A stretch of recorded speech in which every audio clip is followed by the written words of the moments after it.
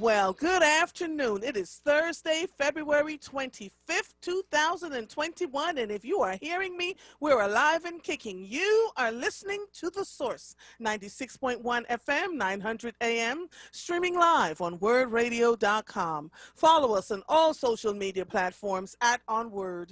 215-634-8065 is the number to call in. If you are hearing the sound of my voice or watching me on any of the social media platforms, I am Andrea Lawful Sanders, and I am your host on Mondays, Tuesdays, and Thursdays from 1 to 4 p.m. Listen, I began collecting stories from folks about people who have succumbed to COVID-19. And so every week we are going to have a doctor on. Thank you, Karen A. Robinson. There will be a doctor coming on every Thursday at 1 p.m. to give us COVID-19 updates where the variants are, like the one that is ripping through California as we speak. Even though we have not gained new cases, we've just kind of been at a standstill because this variant is giving us a hard time. So for as many of you that can get inoculated as possible, I'm going to suggest, if you are up to it, because I'm not fussing with anybody, but this new variant strain that they're calling a homegrown strain in California is it's resisting everything, and so and you get sicker faster, and it's more easily transmissible. And so in light of what's been going on, I wanted to read this to you from Bill Anderson, who put this on his Instagram page about his father. So Cody Anderson will be the story highlight today. He said, "I have been sitting up all night trying to find the words to express the feelings of losing our father, husband, and best friend our entire life. I don't remember a time that my father wasn't there to guide us, correct us, or love us. I have said many times when asked why I wanted to work in media that I just wanted to be around the best man I have ever known. Kyle, Teresa, and I quite literally spoke of our father every day, and I'm not sure what life looks like without him, but I am sure that he prepared us to go on by showing us how to be strong, compassionate people who care about those around us. Dad, we have got Mom now. It's okay to rest. He told my mother weeks ago, before getting sick, that he wasn't afraid to die because his faith was strong, and he would get to see so many loved ones that passed before him. God's got my father, Cody Anderson, now. So I and we will spend the rest of our lives making him proud. Love you so much. Rest in eternal paradise." For those of you who have not been aware, Cody Anderson died this past Saturday from complications to COVID-19. Another one of the numbers of the faces of the 500,000 people and counting that have succumbed to this illness. And good afternoon, Raphael. Good afternoon, Shalada. And so Tony Brown died, WDAS, Midnight Storm, that sexy voice. He passed away yesterday, not from COVID, but he had a series of strokes and had retired a couple of months ago. And so, we just want to highlight and take care of the people that are around us and make sure that that we're there. And I'm waiting for Dr. Ayo to call in. Is she on the line yet, Michael? Just want to make sure, because she was supposed to call in so I could talk to her. In the meantime, while I'm waiting for that to happen, I want to give you this press release. Philadelphia Today. The Center for Black Educator Development, the center, is announcing today a new national educational justice campaign to dramatically increase the number of Black teachers entering the profession, with $3.1 million in new funding from the Laura and Gary Lauder Family Venture Philanthropy Fund, Charles and Lynn Schusterman Family Philanthropies, Spring Point Partners, Alice Walton through the Walton Family Foundation, and Education Leaders of Color. The center will launch the Black Teacher Pipeline, a national education justice campaign, and the Black Educators of Excellence Fellowship, a new fellowship program in partnership with the United Negro College Fund to recruit and financially and professionally inspire and support the next generation of Black educators across the country.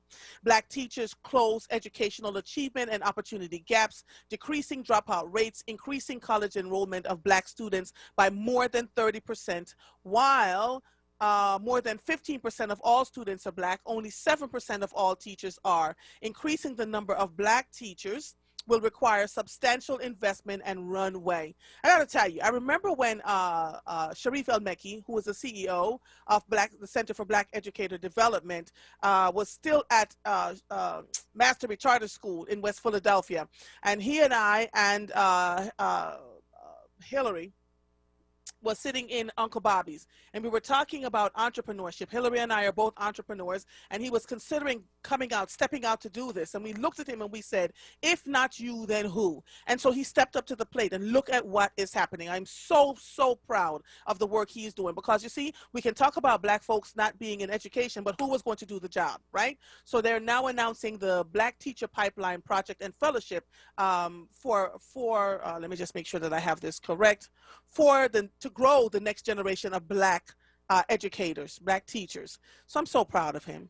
The Black Teacher Pipeline, a first of its kind comprehensive Black educator development project, fosters future Black educators by engaging Black high school, very good, Black high school and college students as teacher pre-apprentices, sponsoring them through the fellowship, apprenticeships, and scholarship, and supporting them with mentorship and professional learning opportunities through their first 4 years in the classroom. The national campaign will codify and expand clinical and virtual to and through strategies, as well as create affinity spaces for students across the country to interact with one another as they embark on their journey into the teaching profession and through certification. So if you know someone that wants to become an educator but have always felt like they're not quite sure how to do this, I am going to suggest that they become a part, they listen for when this is going to open up. They connected to the Black Teacher Pipeline, the Center, and the United Negro College Fund will launch the Black Educators of Excellence Fellowship Program. The fellowship is part of the vision for a Black Teacher Pipeline and includes a scholarship fund and tuition for teacher apprentices to deliver on the Center's mission to dramatically increase the number of Black teachers. Today, partners will begin joint fundraising efforts to support the fund, and this spring, 10 Philadelphia-based students will be the recipient of the inaugural Black Educators of Excellence Fellowship Scholarship Awards. I love it. I love it. I love it. I love it.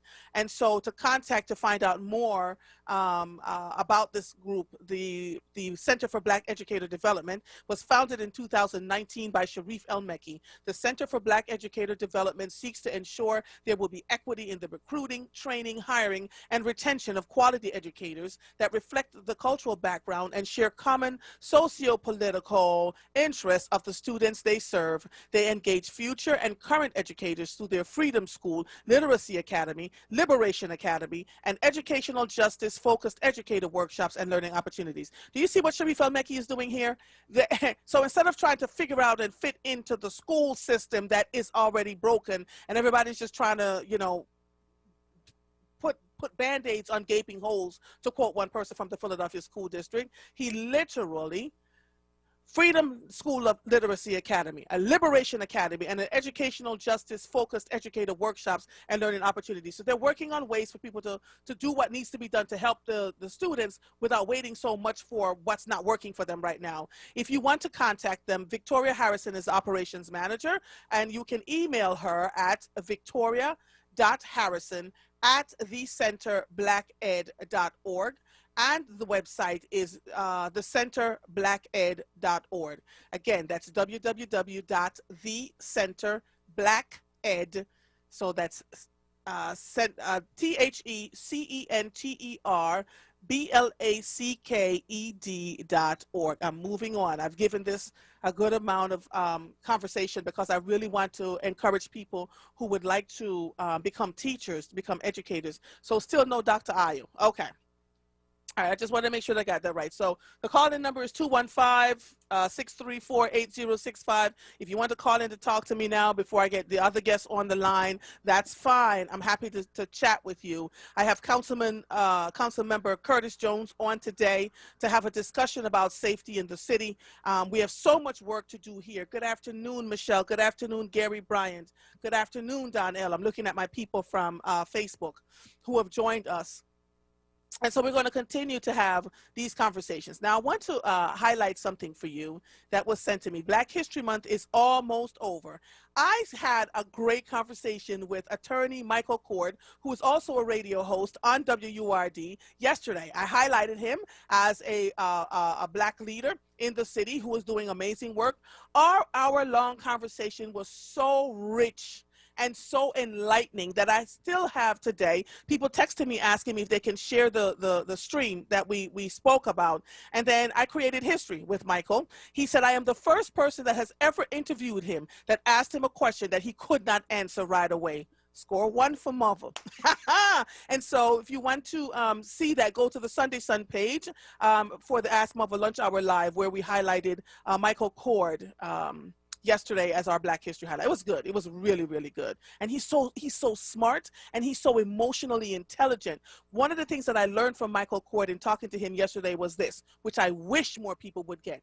When he knows, when he'll walk into a space with a thought in his head, but as he reads and he learns differently, he unlearns the things that he thought he knew and relearn. And that's what people who are going to grow, who intend to grow spiritually and emotionally, can't stay stuck on the one thing.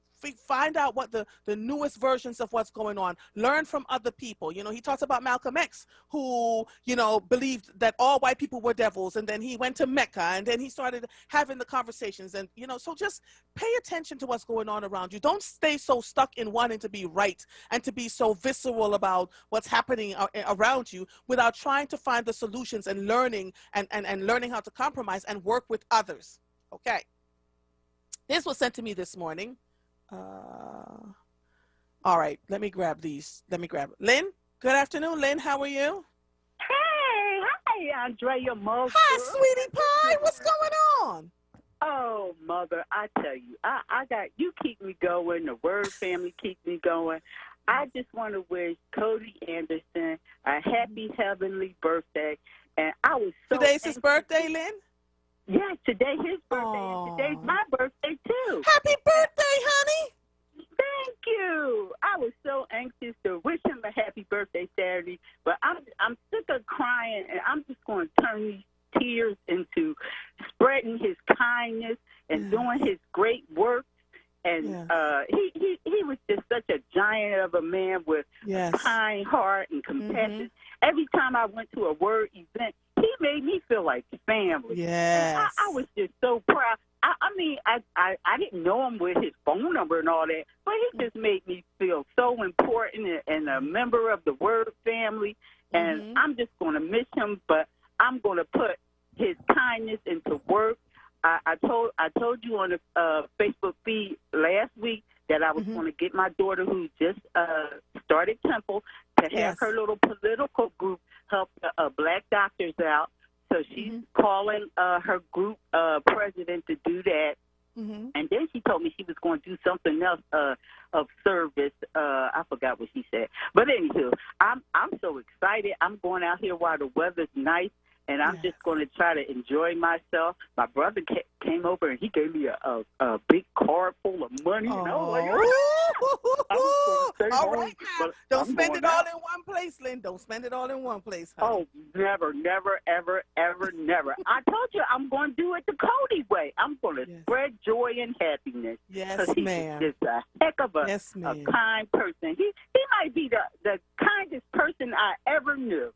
Have you ever noticed the kind people, the really kind people, are the ones that can make great strides and do the things that they want to do because they treat people with dignity, right? Yes, and I'm going to make him proud. I'm going to make him proud of me, Mother. I really am. And when when this COVID crap is over and we have our events again, I'm going to tell him and honor him or the WURD family of what I'm doing and hop on board and do it with me. Thank you, Mother. You inspire me so much, too, and you keep up the great, great, great work. I so appreciate and love you.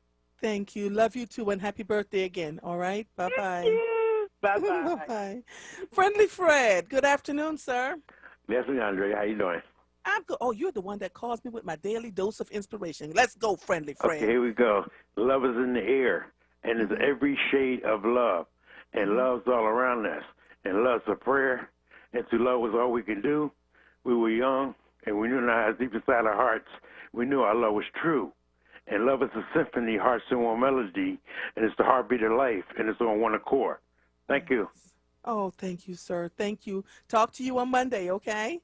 All right. Bye-bye. I think you better call Tyrone. Call him. Hi, Tyrone. How are you, honey? I am good, Mother Earth. How are you? I am hanging in there. What can I do for you today, sir? Well, Mother, first of all, let me apologize. You know, when I'm giving out the food, people know that, you know, they take their package. So while they was asking, what I doing all of this and knowing I was on the phone, so I apologize for that. It's but all I right. I told Brother Mike, I said, well, look, I'm going to try to get my card in before I go pick up the food to give it out. So Today. That's what I'm doing. But, Mother, yes, I honey. really wanted to just say thank you. It was so good to hear Lorraine Ballard Morale. You know, our organization did a lot of work with was Power 99 at the time. And it was just good to hear her voice and to see that she's still in the fold. And just, again, matter of fact, we were going to honor her last April before the pandemic hit. So prayerfully that's still going to happen. But, Mother, but once again, the two things. You know, I just heard earlier, you know, folks acting like, you know, the war is over, that we're not in a battle, that, you know, and we just need to just throw up our hands and just give up. And for the life of me, I don't understand that, because ever since day one, we've been battling. We've been struggling. We've been fighting. And just because, you know, it seems like all the forces are against us, because I'm talking really about the gentrification now, because you can see it's really taken full fold in a lot of the communities where it had just turned completely white from black to white. And now they are just, you know, slowly chipping in other communities. So the idea is that we got to be just as aggressive as they are in trying to take our community and protect it and trying to maintain it. So hey, Tyrone, let me say this to you. I was listening to, excuse me, sir, I was listening to City Council today. Lord have mercy. Lord have mercy. We've got to get better. There has to be, we can't keep talking and have no solutions attached to it. You know what I mean? Which reminds me, have you heard from George? I haven't heard from George or Maurice. Are they both okay? Oh, yes, George. I mean, Maurice was just on. Yes, he's okay. George, I heard him yesterday. So so they're both fine. Okay. Yeah. I just want to make sure my regular callers are fine. Yes. Yeah, and the other thing, Mother, again, I got to continue to lift you up. Because you know, when you look across the city, I know there's a lot of folks doing a lot of work with young people. But in terms of inspiration, in terms of really putting them on the forefront, Mother, I got to say you are number one. And we just thank you, because our children right now, what they're living through, going through, particularly with the violence and the killing, and you know, they just need to be lifted and shielded and given opportunities to show their creativity. And Mother, you does that, and we'll continue to do it, Tyrone. We'll continue to do it. And I have a group coming on. I have two separate youth groups coming on. One of them that I had spent some time with before COVID hit last year. And I'm so excited for you all to see and hear from them, because this is good. I got to take a break. Michael is beating down my drum. Well, so I love you, and thank you for always allowing me to share. All right. All right, bye-bye. You are listening to The Source, 96.1 FM, 900 AM, streaming live on WURDradio.com. Follow us on all social media platforms at onWURD. 215-634-8065 is the number to call in. We will be right back after these messages. Livelihood, WURD Radio's new initiative, connecting Black Philadelphians with jobs, entrepreneurship resources, small business development information, and financial literacy tools. Tune in to WURD Radio for our weekly livelihood segments and every weekday show. For a full schedule, visit wordradio.com/livelihood. For more information on livelihood, visit wordworks.com. That's WURDWORKS.com. Hi, this is John. Hi, this is Juanita, owners of JD's Auto Body and Painting. We're located at 6300 Wayne Avenue, right there at the intersection of Wayne and Washington Lane. We really like to thank all you WURD listeners for the support that you've given our business, and we really hope to see you in the future. JD, tell them about our products and services we have. We have a new state-of-the-art paint shop along with our body shop and detail shop. We can help you with the dents and scratches from the winter season. Come to JD's Auto Body and Painting. Come on out and check us out. We're still honoring that WURD 10% discount. Give us a call, 215-848-5949. Again, 215-848-5949. Thanks again for supporting our business. We really appreciate you. See you at JD's Auto Body and Painting. WURD Radio celebrates Black History Month with Black Artist Story 365. Brought to you by Southwest Leadership Academy Charter School. Welcome to Black Artist Story 365. My name is Envy McKee. Get into this episode where we explore the art and artistry of Tony Award-winning actress and singer and Philly home diva, Pearl Bailey. Auntie Pearl Bailey was born in Newport News, Virginia, to the Reverend Joseph James and Ella Mae Ricks Bailey. She graduated from Booker T. Washington High School in nearby Norfolk, Virginia, and decided to pursue a career in entertainment. She began by singing and dancing in Philadelphia's black nightclubs in the 1930s and soon started performing in other parts of the East Coast. She settled in New York City. She performed with famous folk like Cab Calloway and Duke Ellington. In 1946, she made her Broadway debut in St. Louis Woman. She was in a whole bunch of films too, honey, including the iconic Carmen Jones, starring Academy Award nominee Dorothy Dandridge. If you recall, Auntie Pearl played Carmen's friend, Frankie. Tell you why I wanna dance. It ain't the sweetness in the music. I like the sweetness in the music. But that ain't why I wanna dance. In 1967, Bailey and Cab Calloway headlined an all-black cast version of Hello, Dolly. The touring version was so successful, producer David Merrick took it to Broadway, where it played to sold-out houses and revitalized the long-running musical. Bailey was given a special Tony Award for her role, and RCA Victor made a second original cast album. All those lights over there seem to be telling me where I'm going. When the whistles blow and the cymbals crash and the sparklers light the sky, I'm gonna raise the roof, I'm gonna carry on. Give me that old trombone, give me that old baton for the parade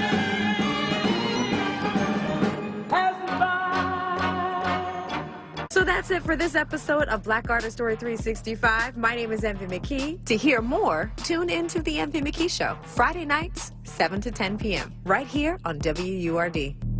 Black Artist Story 365 was brought to you by Southwest Leadership Academy Charter School and the Pennsylvania Lottery. Get to winning with Win, Win, Win, the new scratch-off from the Pennsylvania Lottery, with top prizes of $500,000. Players must be 18 or older. Please play responsibly. Benefits older Pennsylvanians every day. James Schuler Memorial Boxing Gym presents Around the Way Rumbling, an amateur boxing event Saturday, March 6th. The first bout is at 2 p.m. at James Schuler Memorial Gym, located at 750 North Brooklyn Street, off of 42nd and Lancaster Avenue. Boxing saves lives, and this is the perfect time to join the gym. Monthly memberships and boxing lessons are available for ages 7 through 70. For sponsorship information, call Crystal at 717-421-0512. You're listening to The Source with Andrea Lawful Sanders on WURD Radio. Streaming live on WURDradio.com and the WURD Radio app. Welcome back to The Source. Our next guest, the impetus for having our next guest on the air really began with me some years ago when I was following what was happening with immigration, with the past president of the United States, the minimum wage, and the student loan. Last summer, myself, Keir Bradford Gray, and another friend drove to Washington, D.C., and we saw the Black Lives Matter sign, and then we walked to the White House. And standing outside was a young black man who had just graduated from Howard University, and he was frustrated.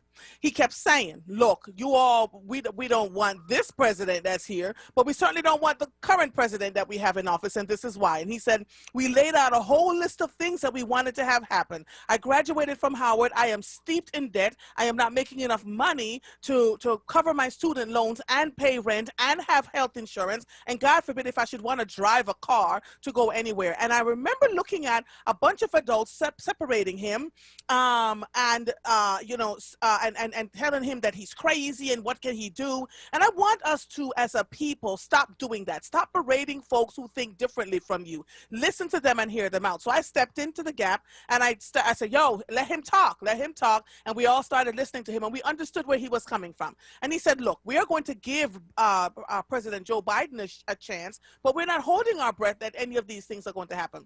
These students were specifically asking for $50,000 in student loan erasure. We have since found out that, and we've always known that Biden never agreed to that. In order for him to do that, he would have to get support from the Senate and Congress, and we already know what it's going to be like just trying to do that. And the $15 minimum wage was another thing that we talked about. Last week, I get on my social media page because I had been hearing from young people and adults alike who were like, look, we're reading, and the headlines. The headlines are real bait headlines because once you open up the article and read it, which is why I tell you all the time, before you share an article, read it from top to bottom, even if you don't feel like it. And there was a headline that said Biden was walking back the $50,000 student loan erasure.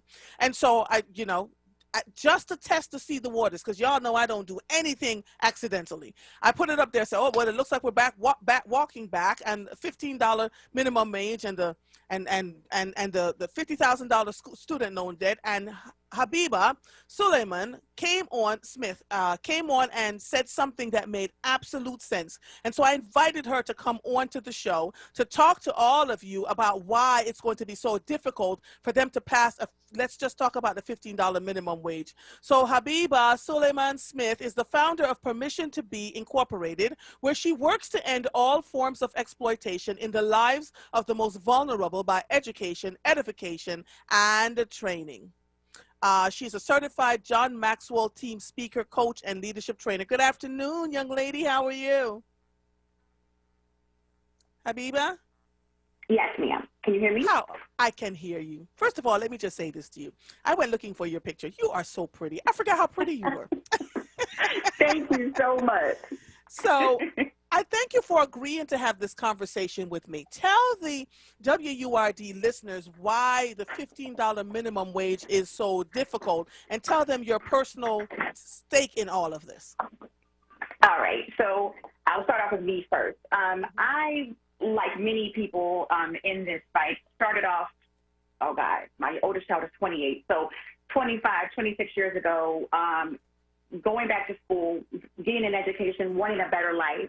And as I began to kind of walk into my purpose and passion, which is serving youth, I was a young mother of three small children who was on TANF and public assistance and CCIS and WIC and all those things. And what happened was, as I began to get more education and better work opportunities, I also didn't understand that making more money meant that some of the benefits that were so vital to me working, like CCIS, like food stamps or SNAP, like TANF, began to be pulled back in a way that wasn't gradual enough to allow me to be self-sufficient, to be stable. So I go from having these safety net support services that I needed in order to get to advance in my life, that allowed me to go to work, that allowed me to go to school, that allowed all these things so I can provide a better life for my children, to now being able to figure out how am I going to pay for camp or pay for childcare, because now I make too much money. And but too much money is still not enough money.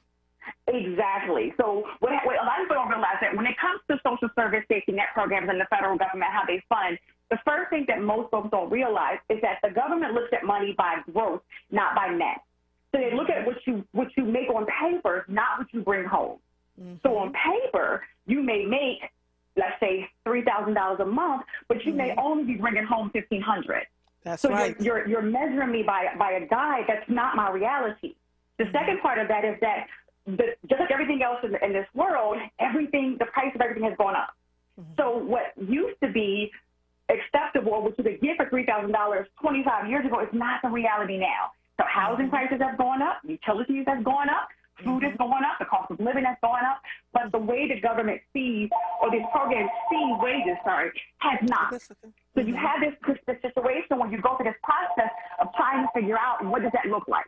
How do we do that? So we're looking at the minimum wage, and how the $15 an hour, that's the first thing, is understanding that $15 an hour on paper is not bringing home $15 an hour. The second part of that is that, again, it's something called the benefits cliff. And what it means is basically the same thing that I described. It's the idea that all of the support services that make work possible for people in lower economic classes, that makes work possible, makes it possible to do it, those support services are not gradually taken away or gradually phased out, but they are sometimes immediately phased out without understanding that a person is not self-sufficient. So just because I am now making, the government looks at, for example, the family of four in Pennsylvania is about $2,800. Just because. Wait. For a family of four? Yes, per month. So there are a number of every different social service program has a different income guideline. So let's talk. Hold on one second, Habiba. Let's you and I discuss this. $2,800 a month. What is the average cost of rent? Let's just stay with rent in the city of Philadelphia. All right. So that's what average. Go ahead. $1,100 to $1,000.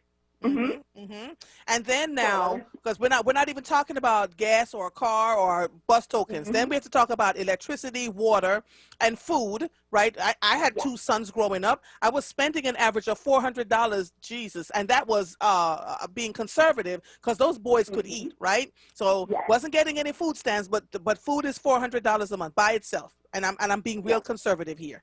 Then we want to talk about the children may need clothes. We want to talk about what we need for paying utilities. So the utilities may be another $500 total. And I'm just being, again, conservative here, right? So we're now up to $17 or $20-something $100. We have not talked about a bus token. We have not talked about, or even, God forbid, you want to have a car and have car insurance, which is an average in the city of Philadelphia of over $200 a month, right?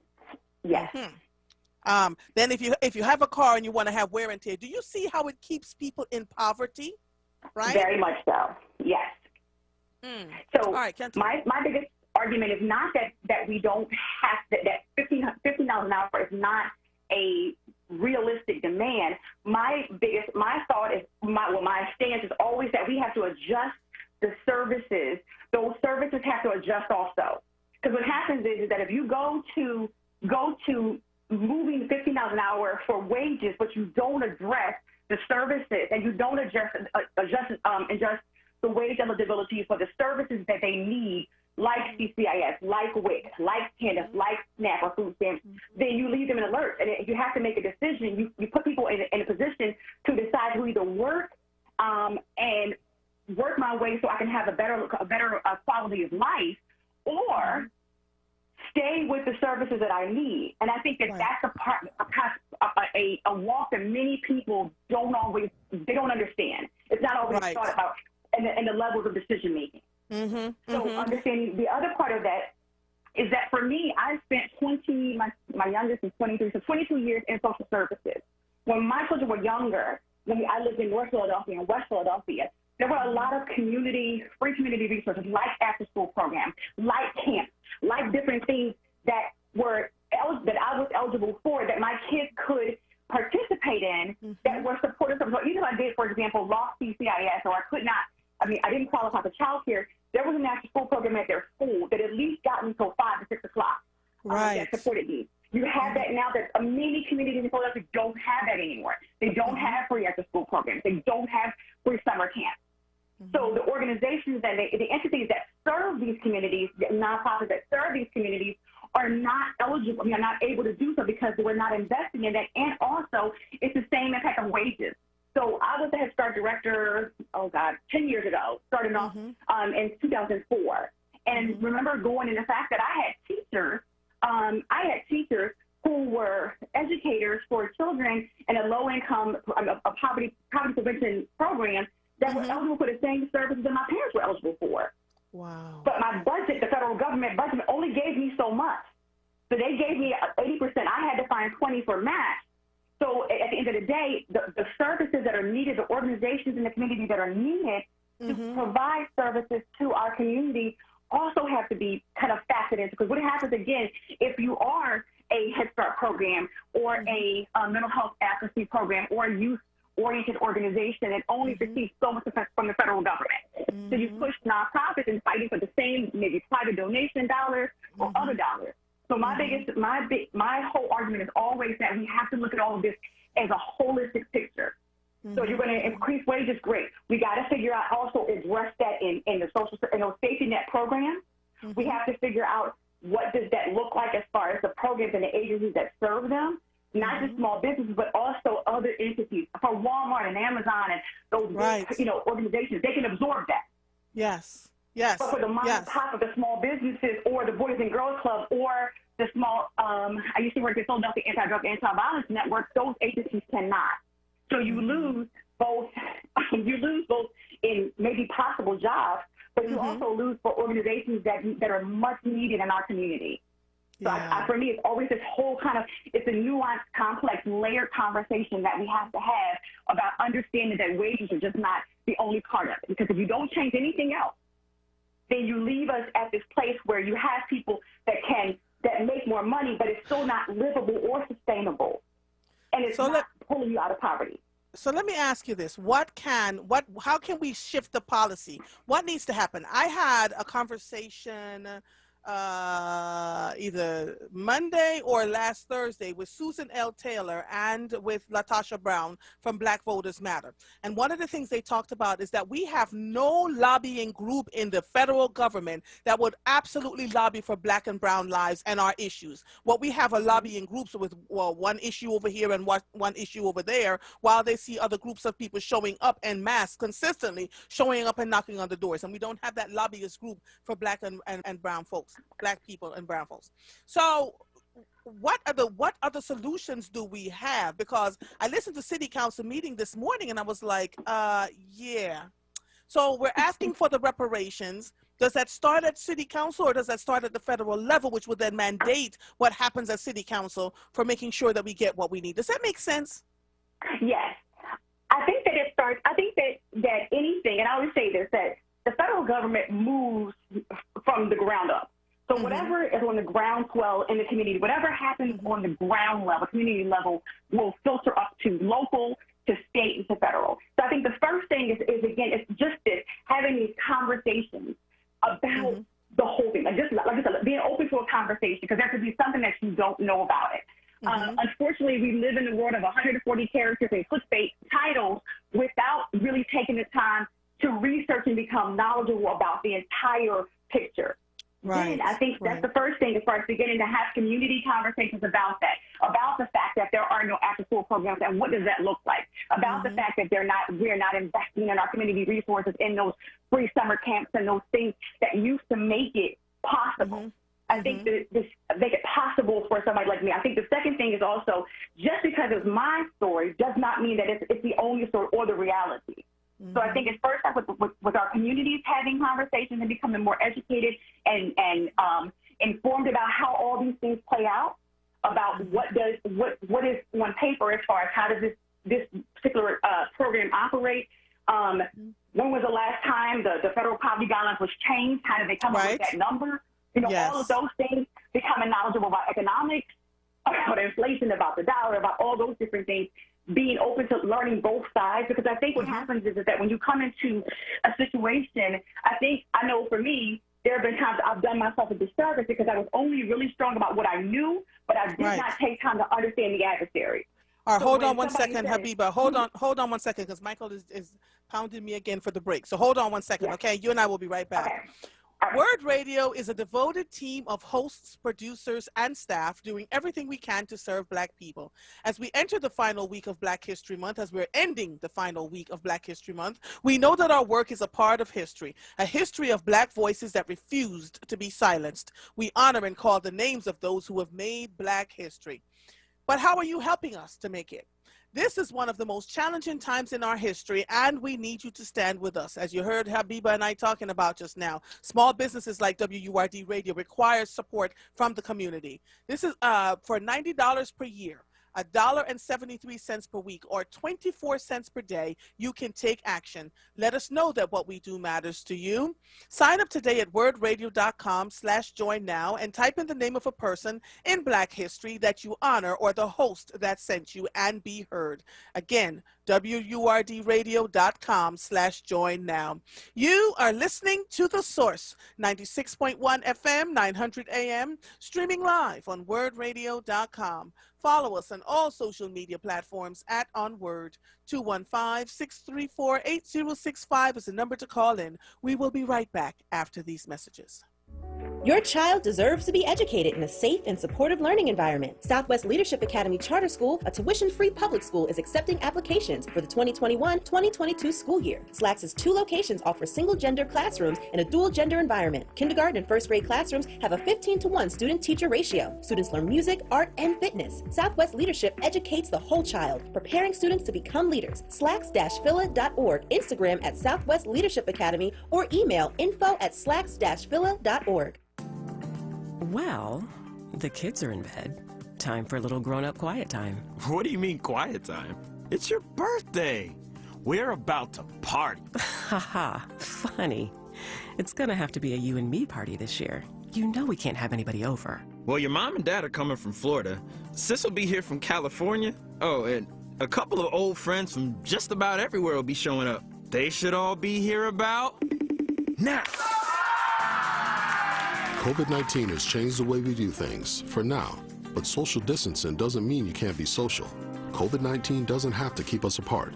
Friends and family are finding new ways to be together, especially with how hard it's hitting the Black community. Vaccines are here, but until enough of us are vaccinated, we still have to be down with slowing the spread. Keep a 6-foot distance, wear a mask, and avoid indoor social gatherings. Learn more about vaccines and slowing the spread at cdc.gov/coronavirus. Brought to you by the U.S. Department of Health and Human Services. February 25th at 7 p.m., New Voices for Reproductive Justice in partnership with WURD hosts Black Women Green Future, Environmental Justice and the New Political Landscape. The first event of Women of Color History Month is a national conversation with Jackie Patterson of the NAACP, PA State Rep Summer Lee, Norbise Flint of Black Women for Wellness, and Corrine Taylor of We Act for Environmental Justice. Register online at newvoicesrj.org. That's newvoicesrj.org. You're listening to The Source with Andrea Lawful Sanders on WURD Radio. Streaming live on wordradio.com and the WURD Radio app. Welcome back to The Source. If you're just joining us, I have Habiba Suleiman Smith on, and we're talking about the minimum wage and the benefits cliff for if we increase minimum wage to $15 an hour. And so Habiba was in the middle of giving us a discussion around how do we actually change policy, and she's talking about that we should do it from the ground up. So continue, Habiba. Yes, thank you. Like I said, I think that it starts from the community, the ground first. So part of this is, again, becoming educated and informed about the policies that impact our lives, that impact our everyday, and education, childcare, social service, safety net programs in that sense. Then I think that, again, we have to begin to advocate, to really begin to think about how and who we elect, like you said before, who we elect, who we put in office, who we put in office, and also what is promised, what's possible in that part. And then again, we move it from the city to the state to the federal level, and consistently working to ensure that there is follow through. Because I think but you know, that, but you know, Habiba, sorry. sorry to cut you off, and you talk just about as fast as I do. That is so funny. The thing is, this has been a conversation for years. For years, the average American makes $7 and something cents an hour. It's ridiculous, right? And there is such a humongous gap between the people that are making that for the 1% that's making $1 million a week. They're making so much money at our backs, right? So why is it taking so long? There has been a groundswell for this for us to move it from $7 an hour to $15 an hour. And some states have, you know, incrementally made their way there, but far too many haven't. So what is it going to take? I think that it's really, it has to be starting from, like I said, in the sense of education and advocacy. The challenge is I think that many times with most things, we allow the loudest narrative, the loudest will to be, you know, is the will that's oiled. So in the sense of arguing, a lot of times I've seen the argument of small businesses versus in excess. Yes. So because which gains traction is the thing that's the loudest said the most. So the idea of saying that small businesses will be destroyed, that they can't afford it, and it's true for some, but it's not true for all. So I think that part of this is that we have to counter the narrative to talk about, okay, that's true for some businesses, but it's not for every business. I think that, like I said, I think that we have to also, again, come with a more nuanced conversation about it. Like I wrote on your page, a lot of people didn't understand that Bernie Sanders wasn't proposing an immediate increase. It was going to take 5 years to get to 15. So if you don't know that, if you're not clear on the details of what he's actually promising, then when it looks differently than what you think it is, it becomes failure. So I think that part of that is the idea of talking about, like you said, talking about changing the narrative. Changing why 15 is important, changing what needs to be supplemented along with that. Not just a matter of just saying, giving me more money, but understand, like you said, housing costs, utility costs, food scarcity, and food insecurity. All of those things are part of the 15, but it's not just the 15. I think that we have to have a long-term game because, again, if it's just 15, what happens when we get to just the 15 and it doesn't solve all the problems? So that's the other part of this. 15 alone is not going to solve it because 15 in New York or even in Philadelphia means absolutely nothing. Let's just talk about it, shall we? It's not North Dakota. 15 is not. So if the argument is just 15 with nothing else with it, then when you get that, then it's like, okay, we gave you 15, now what? Why are you still crying now? When you didn't say that it's more than just 15, but if we have to address other issues, because more money is just not the only thing that's going to solve many of the problems that we have when it comes to poverty. I say that I'm a firm believer that poverty is exploited by nature, that being poor costs more in every aspect of your life, physically, mentally, emotionally, financially. It costs you more. So the understanding that people who find themselves or live in low income or poor, if they pay more. From car insurance and I lived in Philadelphia and then I moved to Delaware County. My car insurance went down. Not that, you know, my car is less likely to be stolen. My daughter-in-law's car was just broken into last week. So it wasn't that it's only happening in Philadelphia and not happening in Delaware County.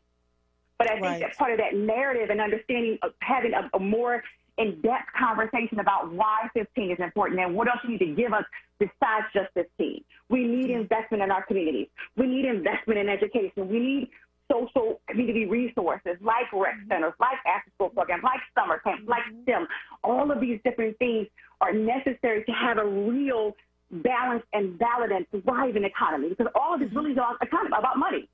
So the idea is that if I give you more money, you'll spend more money. But no, if you give me more money and the more is not enough, then I don't spend it. Right. So then the fight becomes about something else. So I think part of that conversation really has to be about a bigger picture than just the 15.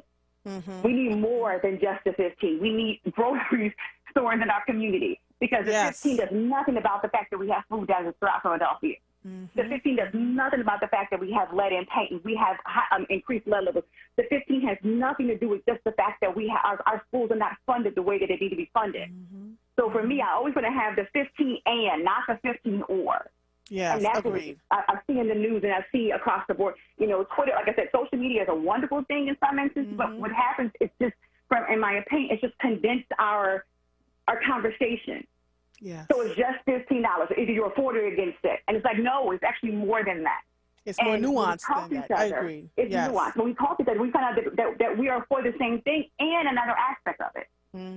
So for me, it's always that part. It's 15 and schools, 15 and support for this, 15 and education, 15 and housing, 15 and a whole bunch of other stuff. Right.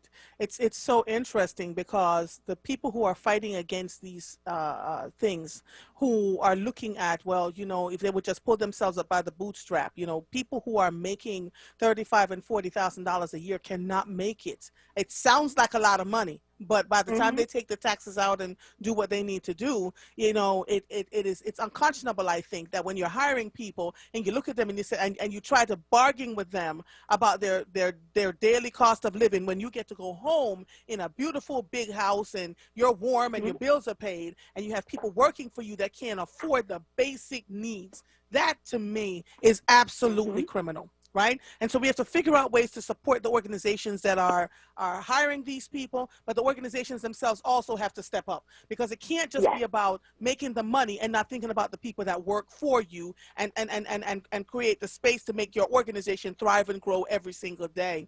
You know, Habiba, we have a lot of work to do. I firmly believe that all of these pieces are in place. For instance, like the threshold, the income threshold for, you know, to get services, so that people would stay in poverty, right? It's like you're between a rock and a hard place. If you could just, if you're making $35,000, $40,000 a year, you need just a little help with daycare, a little bit of help with some food stamp, a little bit of, and all of that will help you to continue to grow and elevate so that you can move and get a better position. But if you're constantly stuck trying to figure out how you're going to make ends meet, the trauma, oh my God. The trauma is you know, incalculable, and it just seems to be that we're in a place where too many people just don't care, or they're really not paying attention because it just does not affect them.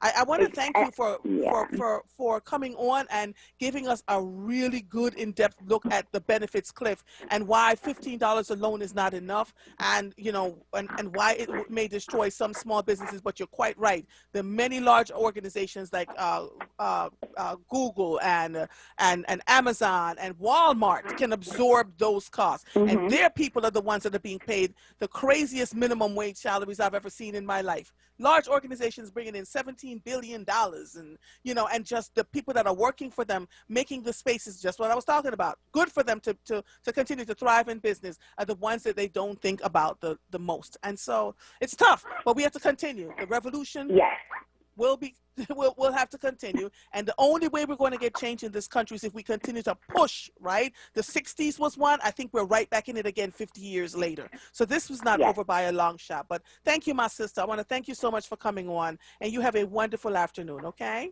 And thank you for having me, and you too. All right, bye-bye. All right, bye-bye. That was a good discussion. That was a good discussion, so that people who are like, we need $15 an hour, she's telling you there's so much more to it. It is so nuanced. And I wanted to see how people would respond. You know, y'all blaming President Biden, and he didn't say this and he didn't say that. And she was the only one that got on that page and said, I get it. Because she must have realized what I was doing. I get it, but these are the nuances. Nobody else said it. Everybody else was so busy trying to protect President Biden. And I want us to cut that mess out. You have to think about the people that are around. There's work that needs to be done in both these parties, Democrat and Republican. So stop pretending like because we have this president in and he's a Democrat and he's not like the other president, that we're not going to have some of these same issues. If we are tone deaf in our politics, and I need us to do better on behalf of the citizens that we serve. You are listening to The Source, 96.1 FM, 900 AM, streaming live on WURDradio.com. Follow us on all social media platforms at onWURD. 215-634-8065 is the number to call in. We will be right back after these messages. What would you call a joy that is as solemn as it is sweet and knows no bounds? A joy that's beautifully rooted in soul and resilience. This is Black Joy, a joy that reflects pride and honor despite every challenge. AARP believes the power of Black joy is limitless, and we celebrate this joy supreme. Join us in celebrating Black joy at aarp.org/blackcommunity. Tune in this Saturday at 10 a.m. for the Educational Pulse with the School District of Philadelphia with host Dr. William Haidt. Clark Roofing salutes Black History Month with over 30 years of quality roofing experience, providing exceptional customer service, honesty, and professionalism. For service, call 215-365-ROOF. That's 215-365-7663. Buying something from a dealer just sounds a bit, well, put it like this. My cousin Ray Ray got arrested for buying something from a dealer. So why would you want to buy your car from a dealer? Hi, everybody. This is Nick inviting you to buy your next car from Jerry over at Cardex. See, they're not dealers. They're like a car concierge service. They design a car around you. Almost any make. If it's not on the lot, they'll go out and get it for you. So use my car concierge, where I've already bought 4 cars. Cardex at 116 East Glenside Avenue in Glenside, Pennsylvania. Check them out online at cardexinc.com. Or call Cardex at 215-886-3230. WURD Radio celebrates Black History Month with Black Artist Story 365. Brought to you by Pico and JD's Auto Body. Welcome to Black Artist Story 365. My name is Envy McKee. Get into this episode where we explore the art and artistry of iconic Black sci-fi. First of all, Black science fiction isn't some newfangled subgenre of sci-fi that came around when Marvel decided to finally put out Black Panther as a movie. Black sci-fi has been around since the beginning. And if we're honest, it started in the beginning when God said, "In the beginning was the Word," and it was good. But we'll contend with the beginning being West Africa, where the very first Black sci-fi authors used the oral tradition for publishing. We'll also contend that the Word, in this case, was stories our ancestral griots told about creation, metaphysics, and culture. Stories of jumping universes that they shared as poetry and song and dance around bright hot fires, powered by the rhythmic thundering of the drum. So who are some of the greats in Black sci-fi? Like in any genre, it depends on who you ask.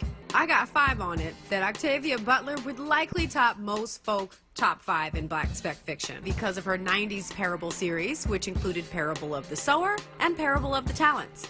Samuel R. Delany could be considered one of the OGs of the genre, and he taught at Temple University. Nalo Hopkinson is a renowned science fiction and fantasy writer, professor, and editor. Lest we forget Tanana Reeve Dew's The Good House, Black Rose, and Joplin's Ghost. Karen Lord's The Best of All Possible Worlds, N.K. Jemisin, The 100,000 Kingdoms, Stephen Barnes, Lion's Blood, Minister Faust, Nnedi Okorafor, Andrea Hairston, Jeffrey Thorne, Nisi Shaw, and Carl Hancock Rux. And of course, Tommy Adeyemi, Children of Blood and Bone. So that's it for this episode of Black Artist Story 365. My name is Envy McKee. To hear more, tune in to The Envy McKee Show, Friday nights, 7 to 10 p.m., right here on WURD.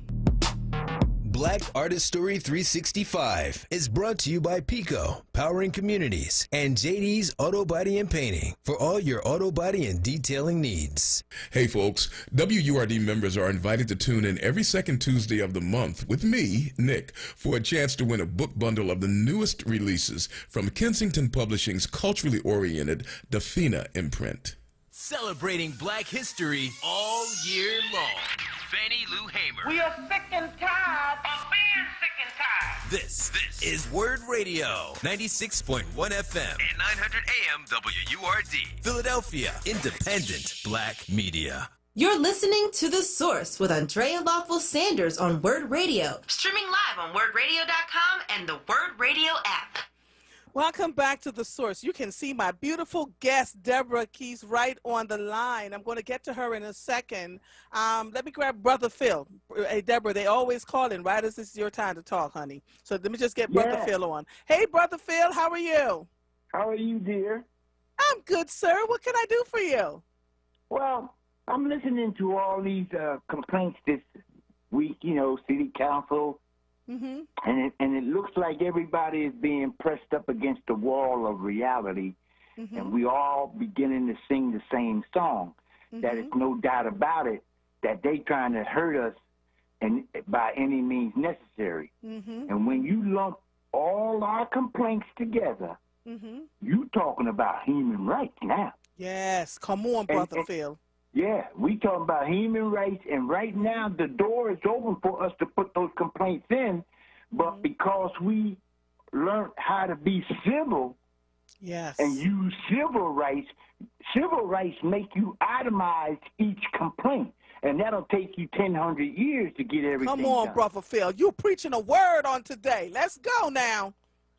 So I think we need to focus our guns and energy and our mindset toward human rights and take in over and do an insurrection on the court system to justify our complaints about human rights. Why should we have to be treated differently when we supposed to be cleaning up our act here in America? And I want to thank you for taking my call. I hope everybody starts listening to you and stick with your program because you bring it on. Thank you, sir. I appreciate it. I so appreciate it. Have a good one, okay? All right. You do the same, Andrea. Yes, sir. All right. Talk to you soon. Okay.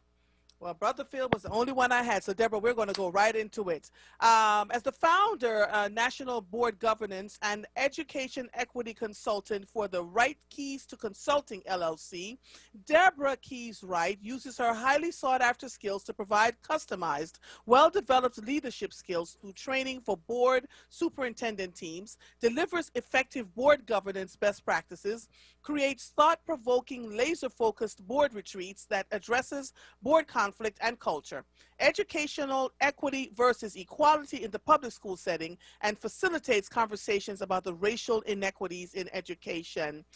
Today, Deborah and I are going to talk about a few things: snapshots on the history of public education, equity in education, identify equity gaps, and the policies, practices, and behaviors that support educational equity. Now, Deborah, let me say this to you, because you are on every week for this particular reason. This is our livelihood segment that we do when we're talking about racism in education, right? Let's just call it what it is, because we dress it up. But you know, every week that we talk to you, every week that the listeners hear you, we're getting more solutions around what is possible in public education around the country, while they're kind of sitting mired in what's happening in their particular city. In this instance, it's Philadelphia. I had a conversation with someone who was up high in the Philadelphia school district who said they really need to clean out the cabinet, because the cabinet members, you know, the superintendent gets an edict from the board. The superintendent brings it to his cabinet, his or her cabinet members, right? The cabinet members are then supposed to follow that edict and do what needs to be done. People drop the ball. They don't believe it should happen. They don't have their own children in the schools anyway. They don't live in the school district. And so they have this removed mentality about why they can't do better and be better, right? And everybody points to money, Deborah, when quite frankly, it doesn't cost anything to yes, the teachers require good salaries. I get that, but this seems to be a money pit, a hole. The buildings are old. There are no libraries in some of the schools. There are no nurses or librarians in some of the schools, and the list goes on and on. So I'm just gonna let you have it, because child, yeah, these people. I know. Can you hear me okay? Oh yes, you sound all right. It's so good to see you, my friend. I'm finally in your home. Thank you so much for having me. Yes, this conversation, you know, always gets me excited, and I thank you again for giving me the platform to share with you every week. Everyone knows by now that my passion is for being an advocate for school boards and for superintendents, and just as important is them together, you know, working collaboratively together. And yes, I hear, because I tune in every day you're on, and I hear about all the things that are happening, you know, in Philadelphia and pertaining to the school system. And not that it's going to make anyone there feel any better, but this isn't unique to Philadelphia, unfortunately. And so everyone has a responsibility to do what's required of them to educate our children to the fullest. And as far as just getting rid of a cabinet or a superintendent or the board, that's not going to get rid of the problem. We know that we are deep-seated in this, deep-rooted. And I have to tell you, you should have warned me about reading Caste. I tried. I have been reading segments from this book. Let me tell you something, Deborah. Let me say this to you. because I want you to see this. Not only am I reading CAST, I got the summary and discussions of CAST, and I got the workbook for CAST, the origins of our discussion. I'm not playing. This yeah, I ordered mine, but I have it on audio because I want to be in my car listening. I'm on the treadmill, I'm on the elliptical, everywhere I am. It is amazing. It makes you angry, but it's good to remember why we are where we are today. Even though everyone's trying to be the woke, if you will, as far as even in education, we can't forget the history, because there are still people who want to stay back, want us to stay how it used to be.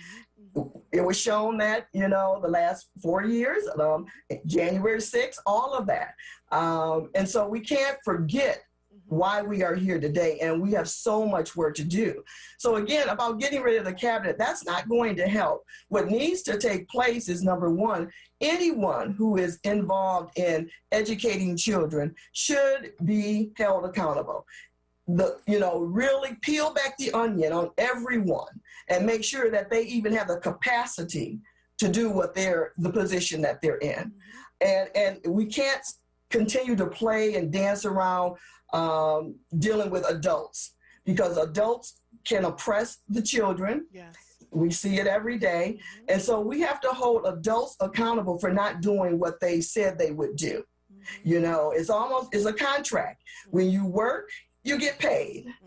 If you don't work, guess what? It's no longer a contract. Right. And so, but everyone, and you have to make sure people who you hire, that they meet the expectations of what you say you want to this culture that you want in the school system. And that's why when I say to board members, creating the culture of what that district is going to be. Are you going to continue to do what you've always done? Are you just going to warm the seat? Or are you going to lead being afraid that you might not win your election? And I say shame on you if you are. If you only get one term to serve, make that the best term, that be your legacy, that you are going to do what's in the best interest of children, no matter what, by any means necessary. And so again, it's everyone who says that they want to do this, from the teachers, principals, superintendent, to the Board of Education. Yes, parents are to be held accountable as well. Everyone plays a role in educating children, and the students have their responsibility as well. But when you talk about policy levels, we know that, being a school board member, there are policies in place that perpetuate these inequitable practices and behaviors. No one wants to talk about it because people are afraid for whatever reason. But, or they just fly under the radar. It's like, well, I'm not going to say anything. I'm just going to look the other way. But you're not doing what you said you would do to make sure that you educate children and allow them to be their best self, without oppressing them. The whole thing now, everyone wants to get into equity. It's like, okay, this isn't anything new, okay? But if you just figured it out, that we are living in a racist society and it infiltrates into the school system, absolutely. And some of these individuals are in front of our students. But if you don't pay attention to, again, who you hire, who you allow to teach your students, and what are you teaching them, again, the students, I think, are tired of how things have been with the social unrest, the racial unrest. When they are able to fully come back into the school buildings, if they not have already started pushing back on even some of the curriculum that's being taught. Do they see themselves reflected? Are you allowing me to tell my story? I can't leave who I am at the school door and come in and engage at my fullest, to reach my fullest potential. So we have to have conversations about that and not be afraid that someone's going to call you a racist. Those days are over. Really, they are over. We read our books just like you shared, CAST, and I have several books too that I'm continuing to read. One of my favorites, you may know this, it's called Brainwashed. No, let's not get started. See, okay. This is why we continue to have these kinds of conversations every week, right? So let's talk about brainwash for a second in this context. It has also almost become sexy to hire diversity, equity, and inclusion people for school districts. Yes. And what we're finding in that sexy hiring, because, you know, they put it up on their, you know, see, we hire someone who's going to address equity. They are not really getting to the place where real work is being done. They spend a lot of time. They spend over $100,000 a year paying someone to just push the needle around. Right? And so talk about that part of it. Oh, and they also find black people, for the most part, come on, because you know I'm going to be. Yeah, I know you're going there. They also find black people, for the most part, who they consider safe Negroes. I've been in those buildings. I've heard those conversations. I've sat in those rooms. We want black people that are safe. We find to be safe. They have to have a certain look. They have to be, you know, almost acquiescent to what is it that they want and will agree with what they say and do. So talk to us about the brainwashing aspect of the diversity, equity, and inclusion role in all these school districts and businesses that are absolutely doing nothing. Absolutely. And again, we get so comfortable with how things used to be. And if we put this person there as the token, then no one will say anything to us. You know, you need to challenge that.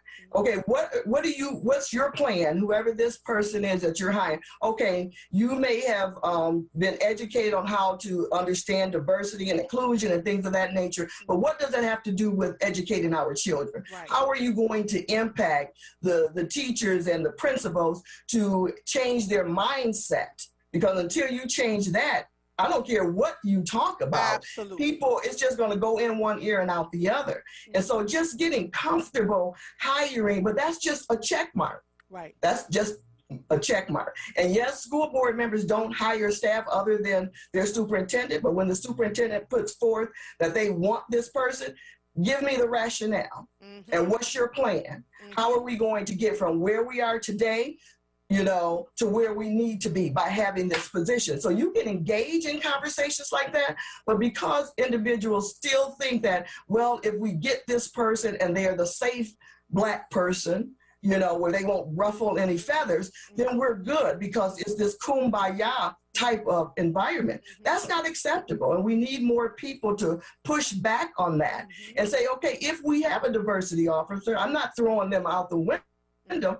But then what else are you doing in addition to that? Are you making sure that everyone's going to be held accountable to just board members, getting rid of these policies that are in place? What about these behaviors that we continue to allow happen in the school system? How are you going to address practices that we just do it because we've always done it? So what else is that diversity officer going to do, and who is she or he going to work with to make sure that there is a major impact? Because if not, you're still just being comfortable.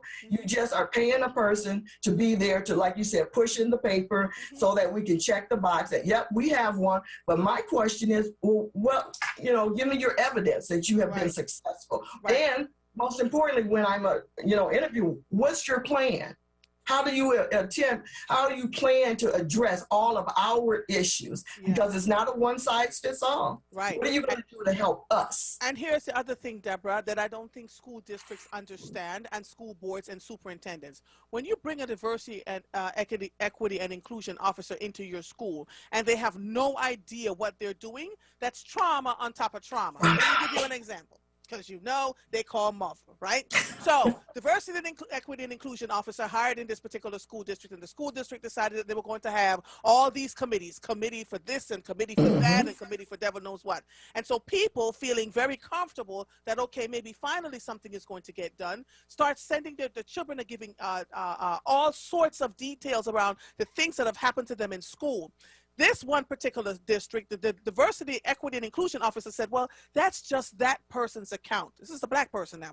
That's just that person's account, and it does not account for how the majority of the black children will feel. When there was empirical data going back, I can't tell you decades, right, about how black and brown people are treated. So right then and there, we knew that that person was playing it safe. I literally texted the superintendent, because you know I am not a coward. So I texted the superintendent and I was like, excuse me, sir, this cannot be your reality, because what it's going to end up doing is putting gas on top of the fire, and you all are going to have to do better about this. But too many school districts sees this as their mea culpa to get out of actually doing the real work that needs to be done. You're right. And again, we're not focused on the right things. Yep. Every district can pull their data, and anyone in the community can have access to that data.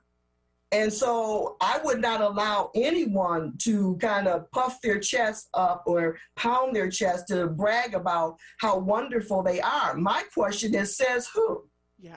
Yeah. Who's telling you that? Let's look at your data. And I'm not saying that you don't celebrate the good things, but we cannot put our head in the sand with the data that's showing that we're missing the mark. And you know, and some things that I will ask board members when I'm doing their training, you know, I said, so what is your most enjoyable responsibility, the happiest moment of being a school board member? And they say, you know, graduation. That is, I just love it. You know, I'm all dialed up, you know, looking like I have a PhD, whether I have one or not, but that's okay. And I said, well, okay, that's great, because yes, we're celebrating the success of our students. So my question to you is, how confident are you that you have prepared those kids for life skills, for college, and for career? Okay, then it's deflated. Then I have them right where I want them. Now I can work with you. Because again, if you are that confident, then you better clone that. But that will immediately make you step back and think, okay, what kind of decisions did I make that really put a hurdle or an obstacle in front of a child being able to be their best selves? Higher ed is saying, K-12, what are you doing? These kids are not ready. They're not ready. They're not ready. And yes, we know some kids need remedial courses, and there's nothing wrong with that, but there are too many right now. And so it really should be K-16 we should focus on if students are really going to go to college. But the key thing, when they leave the public schools at 12th grade, they need to be prepared. Some aren't even prepared to push the buttons at McDonald's, their pictures, or even counting out change. Counting out the change. I still encounter that when I will give money and they give me I said, you've given me too much money back. And I don't blame the child. I am not villainized. I am not doing that. Too many adults touch that child, you know, where we fail them. And no, it's not just the school's responsibility. Absolutely, the schools cannot do it alone. Today, you know, they're required to do so much. They are the father, the mother, the doctor, the social work. They're everything. But sometimes we have to do that to make sure that those children are okay. You know, but schools cannot do it alone. So we can't beat down our public school system saying that they're failing all of our kids. Let's talk about who else is failing children. And so how about all of these individuals or groups come together for the good of the kids to say, look, if you do your part and I do my part, look how powerful that is, how impactful that will be. But you do have parts, you know, individuals or sections of your stakeholders or whatever who want to just do it themselves, don't want to partner because who's going to get the credit? It doesn't matter. And not even just who's going to get the credit, but you're competing with our children, and we want to keep a certain level, certain group of children behind. Read CAS, right? So there you go. Brown children, from the time they're in elementary school past first grade, well, you know, your kind is not usually smart enough to get into that class. Put your hand down, Johnny. I'm not talking to you. Yes. And Johnny starts to lose his confidence, and by the time Johnny gets to the third grade with the head down, and it's not just in the urban settings, it's in the suburban settings too. Suburban. And what these adults need to understand, I'm going to take a quick break and then we're going to come back. What these adults need to understand is that we see their game. We see the game that they have been playing, although they think we don't see the game. And what has to happen is that we have to begin calling them out as we see the game happening. Absolutely. So we can save more of our children. Hold on one second, please. You are listening to The Source, 96.1 FM, 900 AM, streaming live on WURDradio.com. Follow us on all social media platforms at onWURD. 215-634-8065 is the number to call in. We will be right back after these messages. Temple University, Philadelphia's public university, is committed to meaningful change that resonates throughout our community. We are investing more than $1 million in anti-racism education and programming, including creating a Center for Anti-Racism Research, developing a bridge program for high school students in North Philadelphia, and expanding our Department of Africology and African American Studies, which is the first in the country to offer a doctoral program. Our students are the next generation of innovators and leaders championing a better tomorrow.